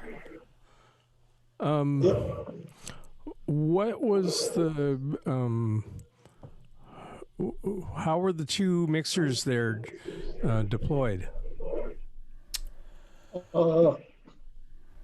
Basically, the center one is a mono mixer. It's only got 4 mic pre's, and the one to the left of it is a stereo mixer. It's 8 inputs. It's only got 2 echo sends, and it was used basically if you needed to mix headphones, if you were doing an overdub, was about what it was used for. Now remember, we're 8-track, and we've only got 12 microphone inputs in this room, really, that are wired up. And 4 of them are this console, and 4 of them are an Ampex MX10 mixer, and another 4 are an Altec 1567A, which you can see in the photo behind Bob's head. Let's see. And there were about 8 mics preamps on jacks, if anybody knew how to access them. Yeah. So there's One of the amusing things about this whole control room is there are no normals in the patch bay, believe it or not. And the whole thing was a hierarchy of engineers. Did you know the patch to do an overdub? Did you know a patch to do a mix? And it was, most of the engineers were not that competent in signal flow that they could patch stuff together. Was that a way of keeping the men from the boys? That more or less, yeah.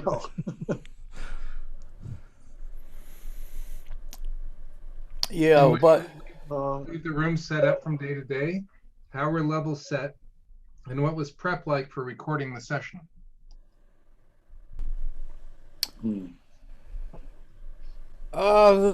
to a certain degree, the setup was left.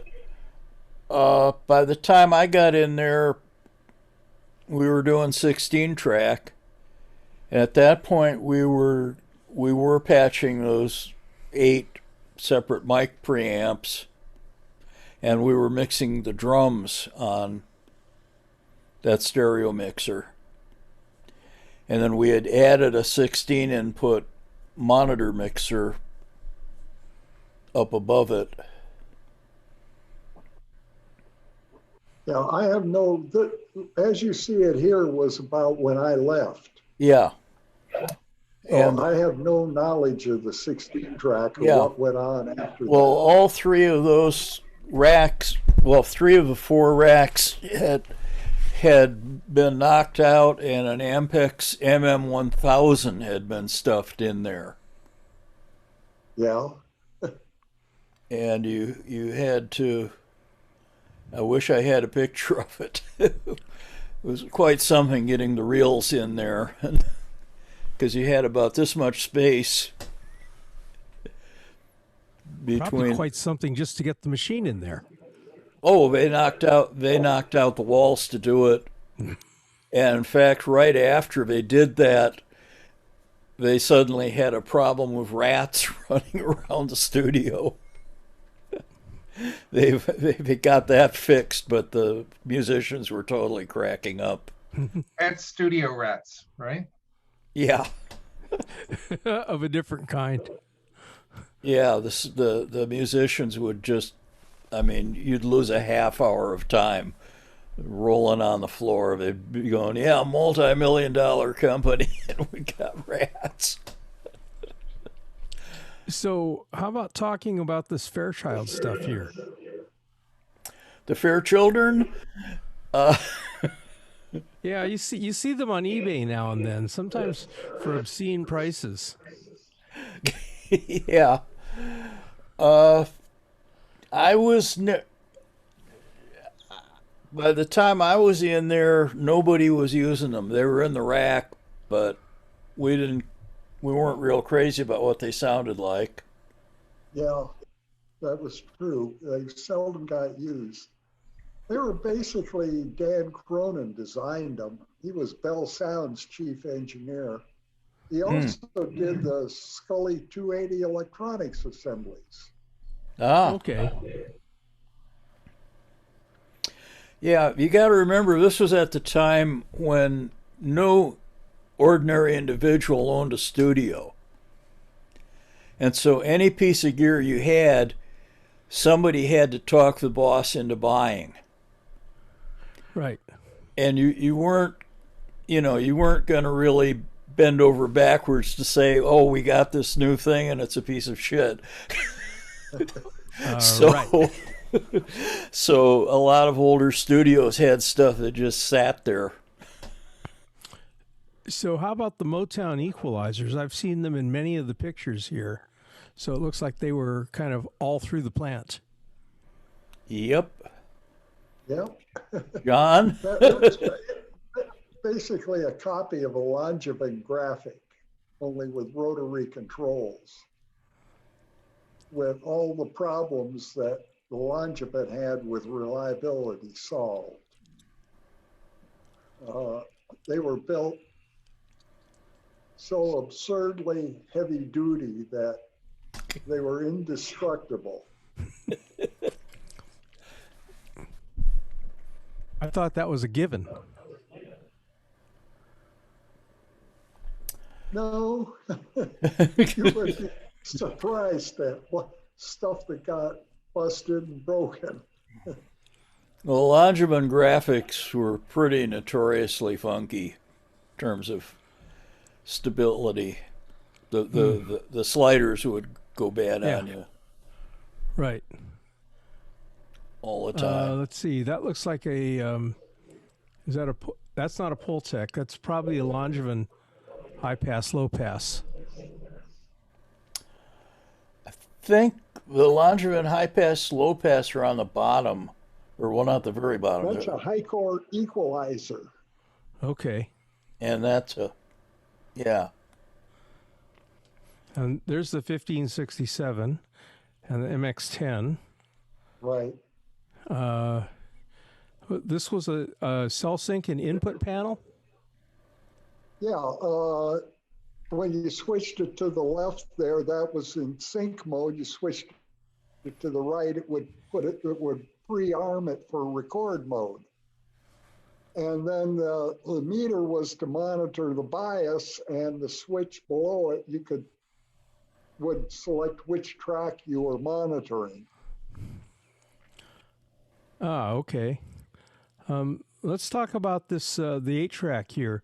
There's a variac that Bob told me about. You want to explain it? Well, that's a step switch. And Okay. it correlates to the different colored bands on the supply reel so that you can vary the holdback tension so that the tape runs at the same speed going through the machine. We found that out when we first put the 8-track in, having only 10 cases of tape, which was 50 rolls. They were taking the good cuts out of the center of the reel and building up a reel of good cuts so that they could use the rest of the tape over again. And they found out when they did that, everything went out of tune because the machine never ran the same speed from front to back. And it lasted, I think, 4 weeks before we tore it out and put a constant tension holdback system in. And there's a little arm there that measures how full, by measuring the angle off of the reverse idler next to the head there, how full the reel is, and then adjust the holdback tension automatically. There's a flag that covers 7 photocells, so there's 7 different angles in there. The problem is when you rewound the tape, the thing would bounce like crazy, and we destroyed the relays in about 1.5 years. Just turned them into mechanical nonsense. We look back there, and it was only like 3 stages were working. We ended up having to replace them about once. We replaced them all, and then hung a piece of lacing cord with a little bit of solder over the flags to stabilize it. It worked. Amazing. Anybody have any other questions about this photo? There's a lot of questions. One is, were you all fans of the Pultex? Well, I think that's them here. Right. There's an MEQ5 and I forget what the other, EQP1A. No, there. Or EQ. No, EQP1A. There's like an EQ2 or something. EQH, I think it was. Yeah, it was the little smaller one. Yeah, it was those are 2 5.5 or 2 3.5 inch rack height units. Yeah. Our EQP1A was a 5.5. Right. Yeah. There's a universal limiter, and then a Fairchild 670 limiter up above. That I've conveniently obscured. Yeah, right. And isn't the one with the little one? Isn't that a Fairchild 666? No, that's a Universal Audio, I think, something or another. I don't remember, 134 or something like that. 175, I think. Yeah, that's the number. Huh. There's a question on the hidden mic preamps in the upper right-hand corner. Well, they're not visible. They're on a shelf above this whole rack thing. I think the there question. Were 2 shelves above the relay racks with line amps and mic pre's on them. You remember what they were? Well, they were homebrew. Oh, Yeah. So, well, those were homebrew, and then the ones for the old Western Electric thing were Altics. I thought they were Langevin, but I thought they were Longevins, and Mike told me no, they're Altics. yeah. Well, Mike also thinks the echo chamber already existed when he started working there. Oh, I know I cleaned out the attic. I remember it because I was covered with so much black soot when I got done. Everybody told me it was rubbing off on me. Here's one about microphones. What microphones were in use for the various sources? One vocal mic used across all artists? Well, when? I mean, when I first walked through the door, there were 3 RCA 44BXs and a couple of 666 Electro Voices. That was it. They only had 5 mics. They only had 4 mic inputs. About 63, the mic complement, it still consisted of the 2 666s, a couple of Sony C37A large capsule condensers, a U47, a U48, and 5 U67s, a total of 13 microphones. We only had 12 inputs. Oh, and if you look at pictures of a normal session, it's like there's one mic in the kick drum and one overhead. That's how you mic the drums. There'd be a string section there, and there'd be 2 U67s overhead. This is why the studio acoustics had to have a neutral sound, because you weren't tight miking anything. You didn't have enough mics to do that. plus nobody really did that at that time. Right. I thought when I left this, I thought this was the most modern, advanced studio on the planet. I mean, I went out to Hollywood, and the first job I got was working for Holzer Audio, and we were putting together A&M studios at that time, building the consoles and putting the whole electronic package together for the place. And I kept telling them, no, you got to divide the room up. You know, it's got to, they thought I was nuts. Yeah. Oh, I went into shock when I went to Wally Heider's in 1972, and I was utterly shocked at how backwards it was. Yeah, it was like, oh, come on. What do you mean you have them the people come in one at a time and lay down tracks? That's no way to make music. Come, you got to get everybody together. I've got pictures of, here's the string section on risers, here's the whole horn section crammed in, the drums, Ivory Joe on piano and all the guitar players, and everybody crammed into that studio, laying it all down at one time, doing a 3-track session. Yeah. Amazing. So Rick, keep going on the slides. Okay. So now, Bob, there's 2 studio pictures. Are they the same room, just different points of view? Yeah. Okay. So here you go. So that's, You could see the podium right at the right, yeah. at the very right. And the piano usually never was faced like that because somebody's removed the B3. It was in one of the back rooms by that Oh, they time. put it in one of the back rooms, huh? Yeah. Okay. Although typically the organ player was practically the only person using headphones other than the 2 drummers. Yeah, okay. There's a question of what was the structural ceiling? Wood construction?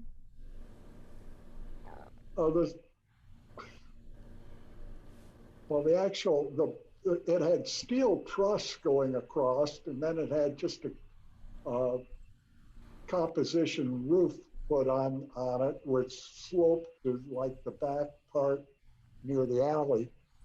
And we came down about, well, you had to get below the steel truss, which were about 2 foot. So we came about 2.5 feet. And it was strictly a T-bar with special tiles that were, had one side finished white, and it was basically like 703 fiberglass it was made out of. Now, the displays on the wall, the white stuff is gypsum tile. Yeah. Down near the floor and everything, that's masonite, perforated masonite with, you know, the stuff with 1/4-inch holes in it on 1-inch centers. And where like the headphones are hung up, that's 3/8 plywood. And there's a layer of fiberglass glued to the back of that and of the masonite. There's nothing on the back of the gypsum tile.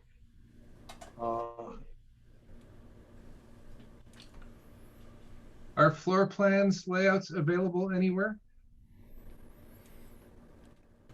What was that? Floor plans? The museum may have on their site. There may be something. Cool, thank you. I mean, the room still exists, so. Yeah. Sort of. They finished the floor, which ruined it. Yeah, there's carpeting on the floor where the tour goes through and everything. Well, carpeting, and it's also got a glossy finish. Yeah, okay. Yeah, it was just natural wood. It had no finish to it whatsoever. It was pine, maybe. Might have been oil. You haven't got a picture showing the windows, the 3 windows into the adjacent rooms. No. Nope. There is a question on how did the room sound different after the floor was changed, or did it? And Katie Gray is curious to hear the opinion on that. Hardwood and concrete have similar absorption coefficients when laid on a hard surface. I have no idea. Sounds good. Were those changes made for the benefit of the museum? Yeah. So kind of after those spaces stopped being used as studios? Yes. Okay. Dan Mortensen says that glossy finish changed 30th Street Studio 2. Open wood grain sounds different than glossy finish. Yeah, I would imagine it would.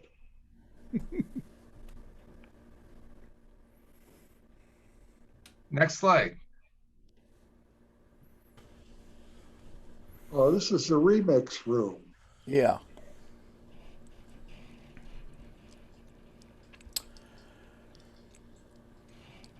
Our Moog synthesizer, which nobody ever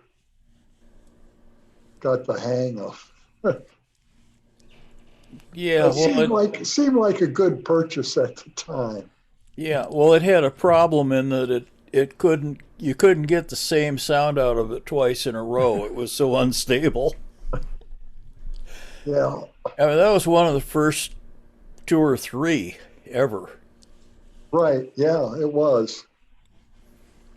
And that was all patched, right? No, that isn't patched in that picture. Oh. No, you had to patch it. Yeah, that's what I meant. Yeah, but that's, yeah. No, but they told Stevie about it. He was all excited about it, and then we couldn't really do anything with it.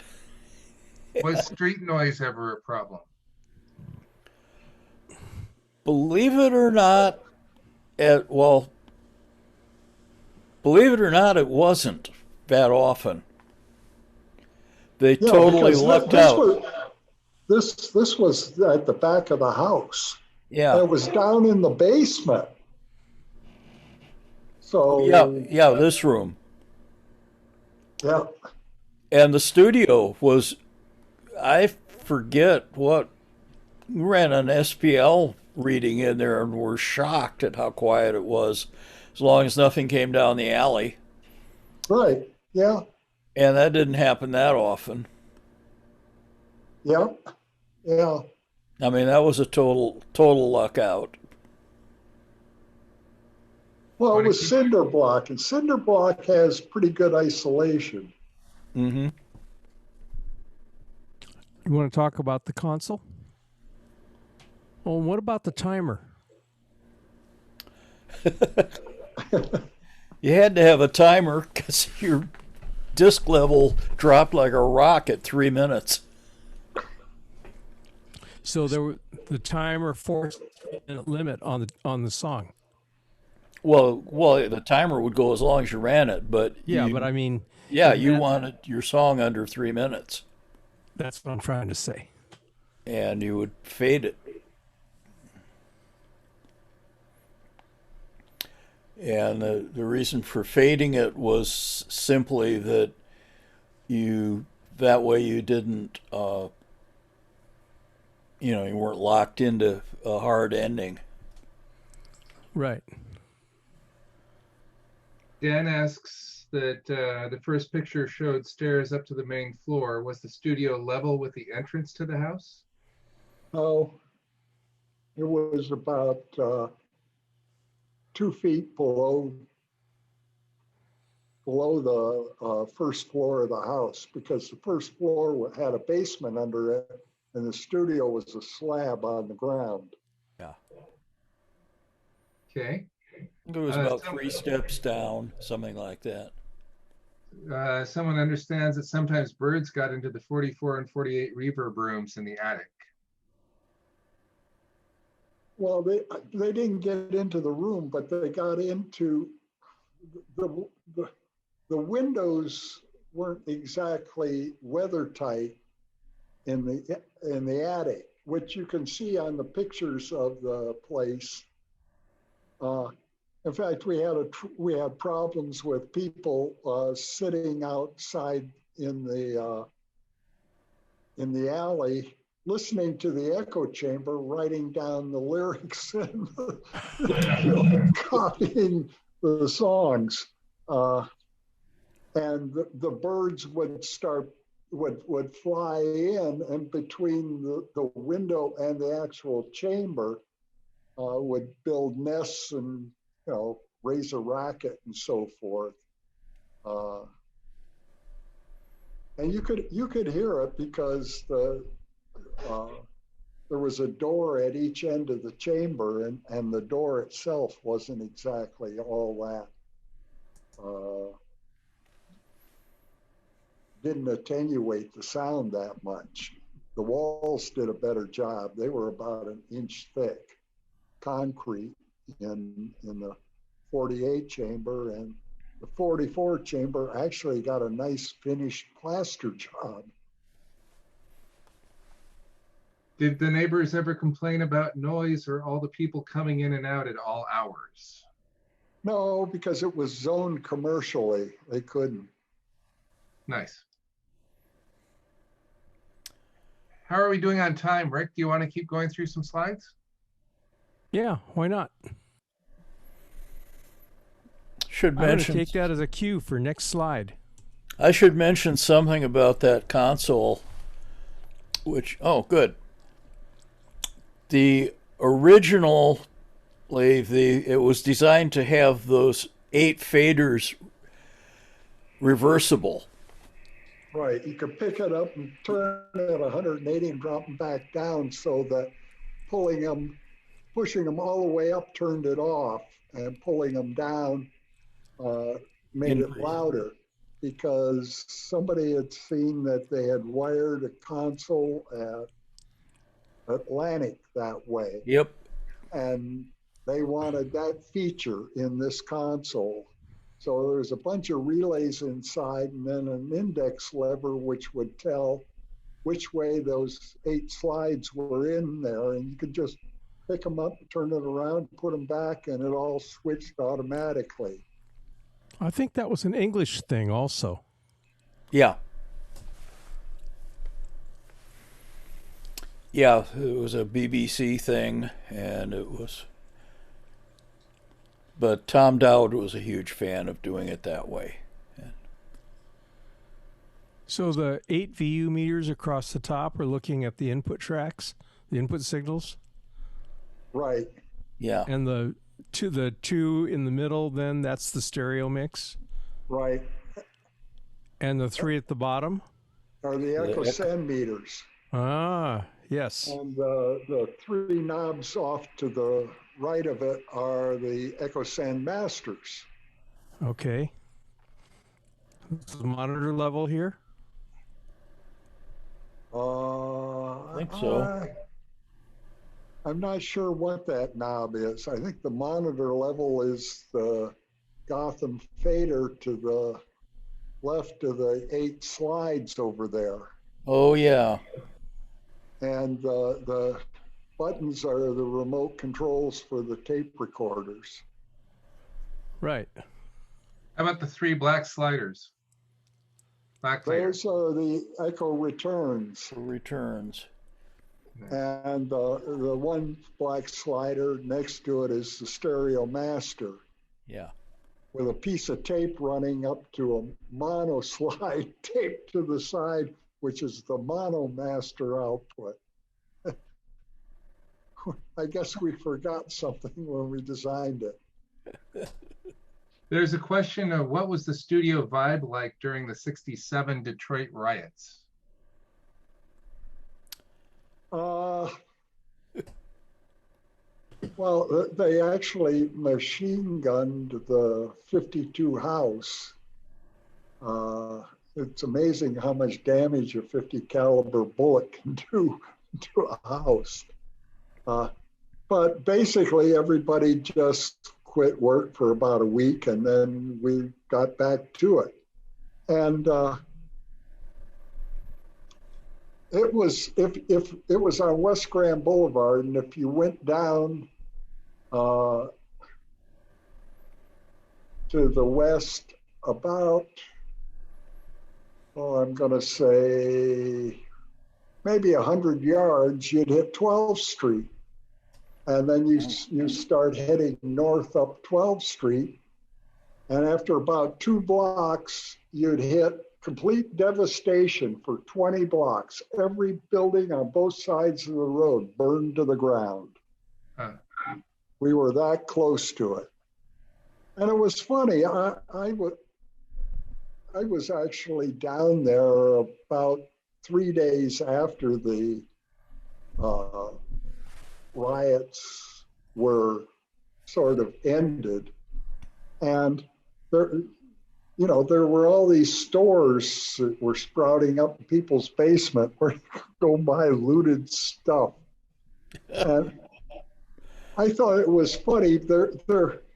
I looked at the people involved and it looked like an uprising of poor people, where actually on the television and everything, they made it a race riot. But I saw as many white people stealing stuff as I did black people. I couldn't believe how the media just misrepresented what was going on. You think things are crazy today. The later 60s were just, this country had real problems then. Nice to have the balance. Rick, next slide. The remix room. Yep.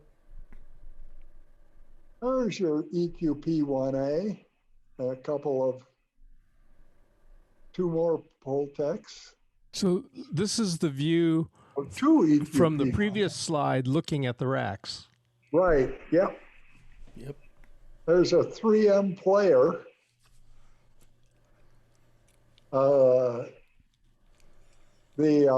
Right below the player is the preamp for the phonograph record, or the phonograph turntable.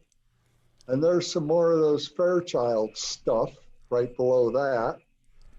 And then that's the card cage with all the 3M playback electronics plugged into it. And then below that is an old ICO oscillator, which was used for a tone generator. And that's a Fender tape delay unit, where it was a continuous loop.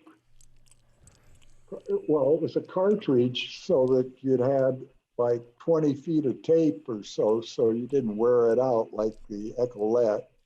And it went around the drum there, and it had a head that you could run around the drum to change the distance between the record and play head on it. And those are more high and low pass filters. Of course, the Altec good old 1567A and the Motown graphics. And that's an EQP1A, an MEQ5, another EQP1A. And below that is a Fairchild Reverbotron. And then up above the patch bay is a Fairchild 660, a mono version of the stereo one we had in the main room. Of course, the patch bay. 241 plugs.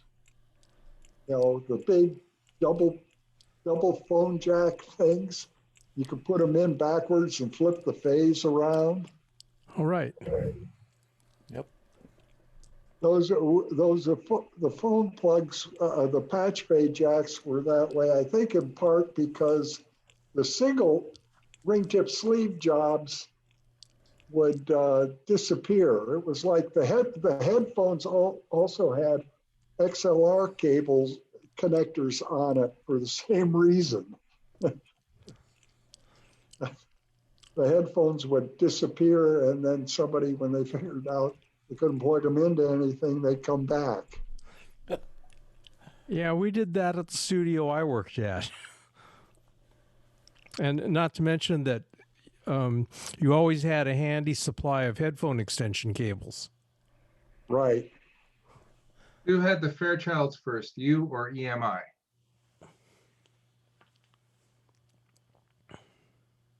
I don't know. Good answer. Doug Heyman has his hand up. I'm not sure if that's to ask a question or if it just hit the button. Doug, do you have a question that you're looking for, or is it just a hand up? So we're in the Zoom world. I think it's gone. Okay, good. No worries. And we're starting to lose our group a little bit. We're down 10 or so. I'm just wondering, how are you all feeling? You doing okay for time? Yeah, I go for another half hour, then I'm going to call it quits. Okay, so Rick, why don't we speed through, or not speed, but let's go through the slides, and then maybe we can shift over. And Doug says sorry, so he's all good. Okay. Yeah, so let's do our sort of wrap up. And Any comments about the mastering setup here?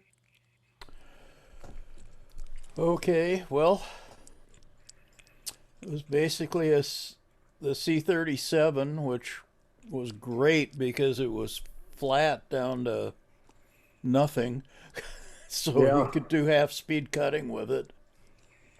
Yeah, that was great. Those Studers were great machines. Yeah.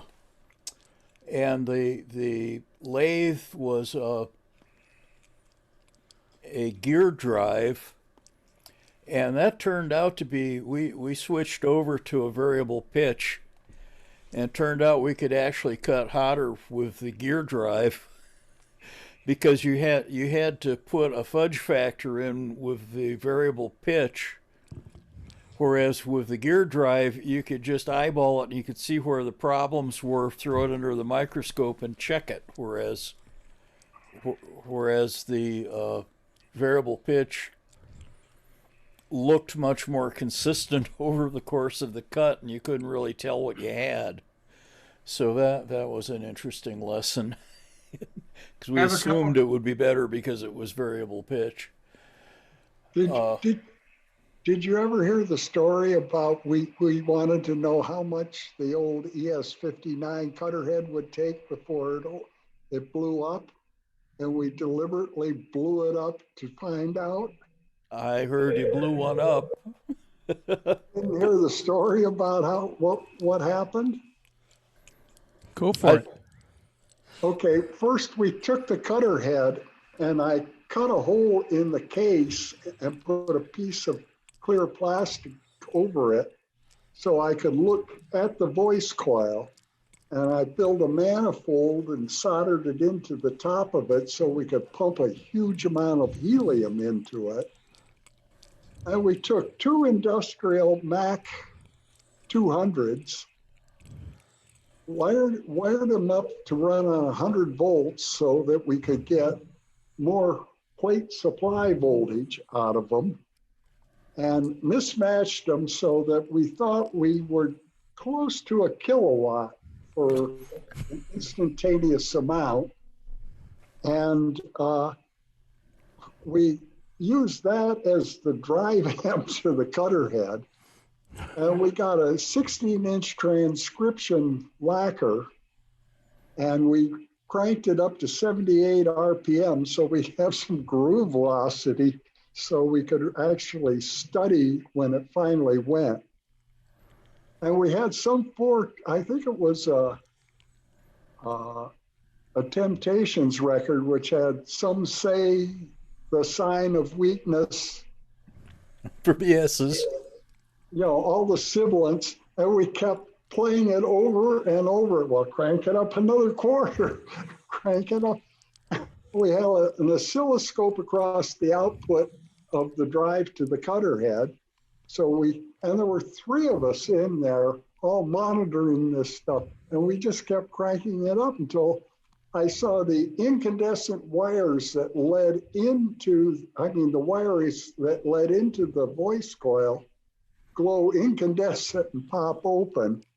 And I guess it was at about a plus 12 level that we did it. And it actually required 450 watts of power to do that.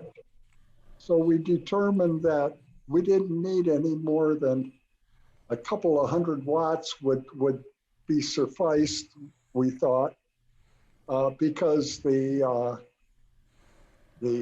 one Mac 200 would give you, we could set it up so it would give you an instantaneous, for a few milliseconds, a 300 watt peak out of it. And we used that as a drive amp for a while, and it got, and then we went to this half speed setup and eliminated that and back because we kept popping cutter heads. Oh, Lord.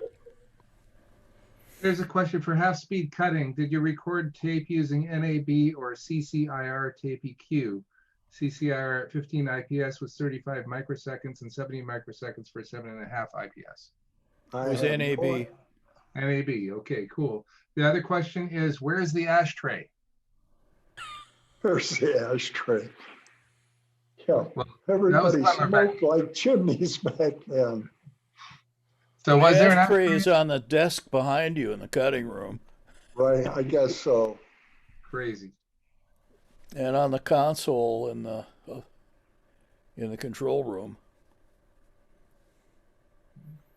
Okay, go Rick. Or this is it. Go, yeah. Okay, we've done that. Nice. Okay, that is, from what I understood, that is the chief engineer of Deutsche Grammophon Gesellschaft, who Mike McLean, the person on the right, worshipped. And that is the echo chamber at Golden World, which was set up with a pair of MS Neumann KM86s.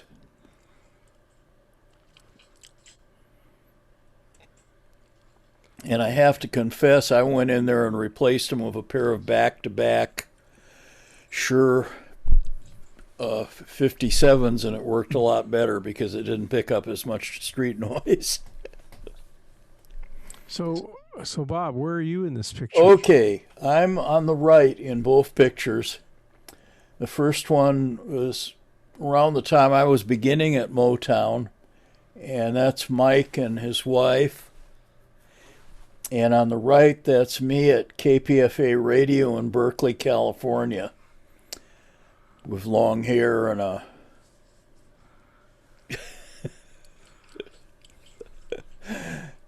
sort of a, I don't know what I had become.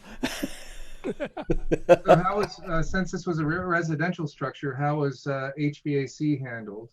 Whatever, I guess, noticed some wall air conditioning units. Did you have to turn heating, air conditioning off to avoid noise during recording? No. No, You kept them on? yeah, it was kept on. Cool. Noise floors. Well, it's not that difficult to do if you know how. Cool. Yeah, the studio, I never noticed a problem. Now, the control room, we had to air condition year round. Because of the tubes. Yeah, because it was all tube equipment. So how did you combat the noise of the wall air conditioners? Because they're anything but quiet. Well, that was the remix room, had a wall air conditioner. Yeah. Right. All the rest of the place was central air. Okay. And there was a separate air conditioner for the studio, and then a separate one for the control room, because that had a monster heat load on it. And then there was another separate that did the rest of the building. Well, Bob Gudgel is very, very curious about the Hall effect to VCA. And he's, can you amplify a little bit on that? Why would anyone use a Hall effect device as a VCA? He Googled it and cannot find anything about it. So what was the structure? It worked.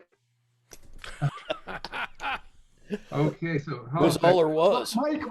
Mike pitted Quad 8 against Electrodyne, and he wanted this VCA console built. And,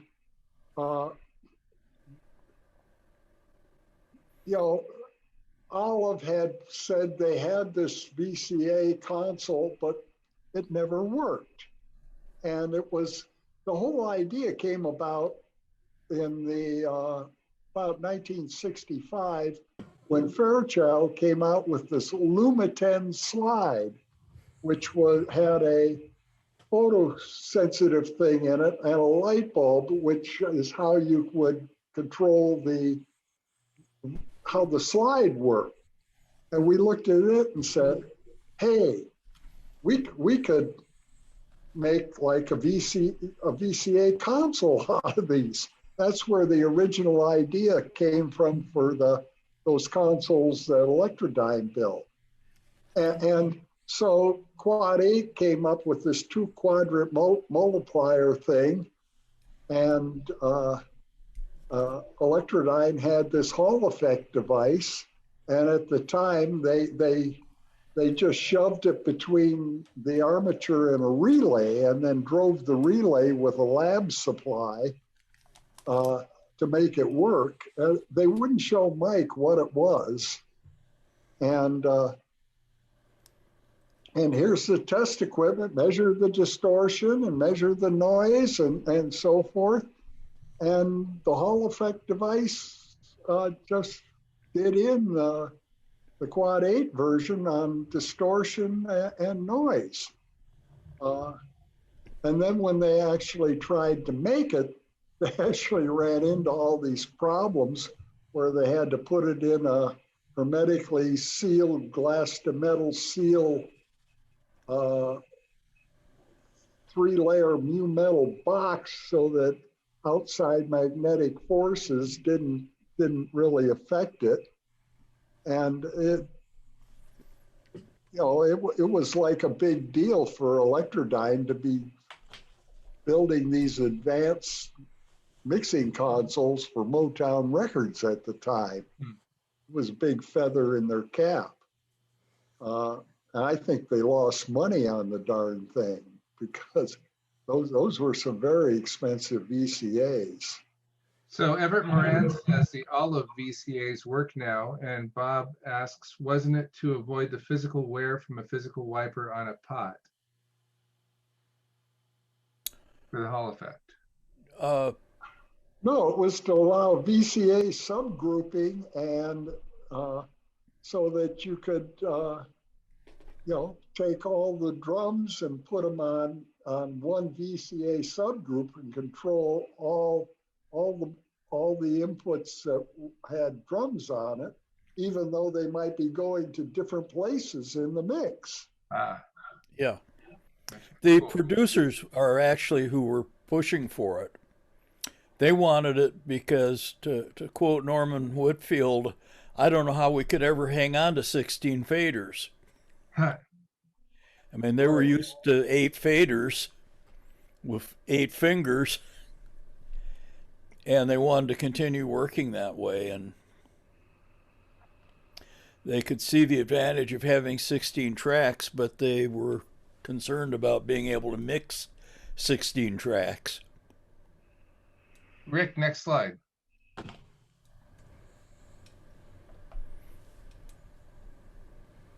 Oh, the Max 60s. This was the power amps for the Bozak system.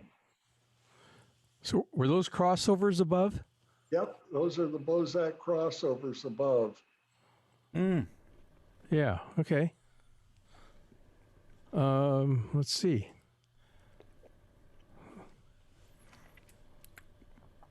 That's a C37.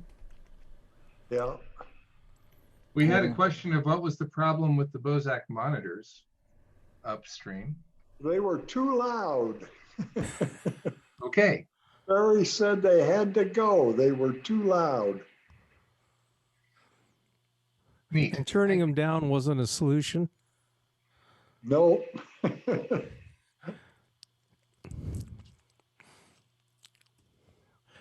Okay, that's the end of this group of slides. I have a question for Bob that came up on, if we can shift, and then we could probably wrap it up. Was it Smokey Robinson? When he first, you had a story about Smokey Robinson and how he and Barry first met. Do I have that right? Yeah. As I understand, Smokey went into, well, Barry was working for Jackie Wilson's manager, and he was hanging out at the office and working on writing and so forth. And Smokey and his group, which was a bunch of high school kids, came in to audition. And they flunked the audition, but they had done, I believe they had done an original song. And Barry was kind of impressed, and he followed Smokey out into the hall and to say that he liked the song. And did Smokey have any more? And apparently Smokey, I've heard figures anywhere from 50 to 100 more songs that Smokey had that he had written in high school. And so Barry said, well, okay, let's get together. And Smokey came over and pulled out a bunch of his songs. And Barry went through and critiqued the songs. And a few weeks later, Smokey shows up at his door, and he's taken all of Barry's suggestions and incorporated them in the songs and improved them quite a bit. And at that point, Barry realized that he had a future as directing songwriters, and Smokey was obviously colossally talented. And so the two started working together, and eventually that turned into Motown. Cool. Thank you so much. Rick, do you think, is that a good place to start? Is there anything else you want to put in, Bob? I guess that's about it. There's one last question of, do you have any stories about Stevie Wonder? Stevie, oh boy. Well, my funniest moment with Stevie was his contract. He had turned 21 and his contract had run out. But they were letting him continue recording with no contract. And at one point, a friend of his showed up with Clive Davis's private phone number at Columbia Records. And the control room at Golden World had a telephone with no dial. It was supposed to be a hotline so somebody could call into the studio. And so one of Stevie's skills was that he could hook switch a phone call. So Stevie hook switched a phone call to Clive Davis on this telephone line that supposedly you couldn't call out on. And I never heard what happened, but I'm sure when they figured out who that call had been to, they probably about crapped. Nice. But that was one of my more enjoyable. We had a great time, and he actually, after he broke up with Margolef and Cecil, he had asked me to work with him,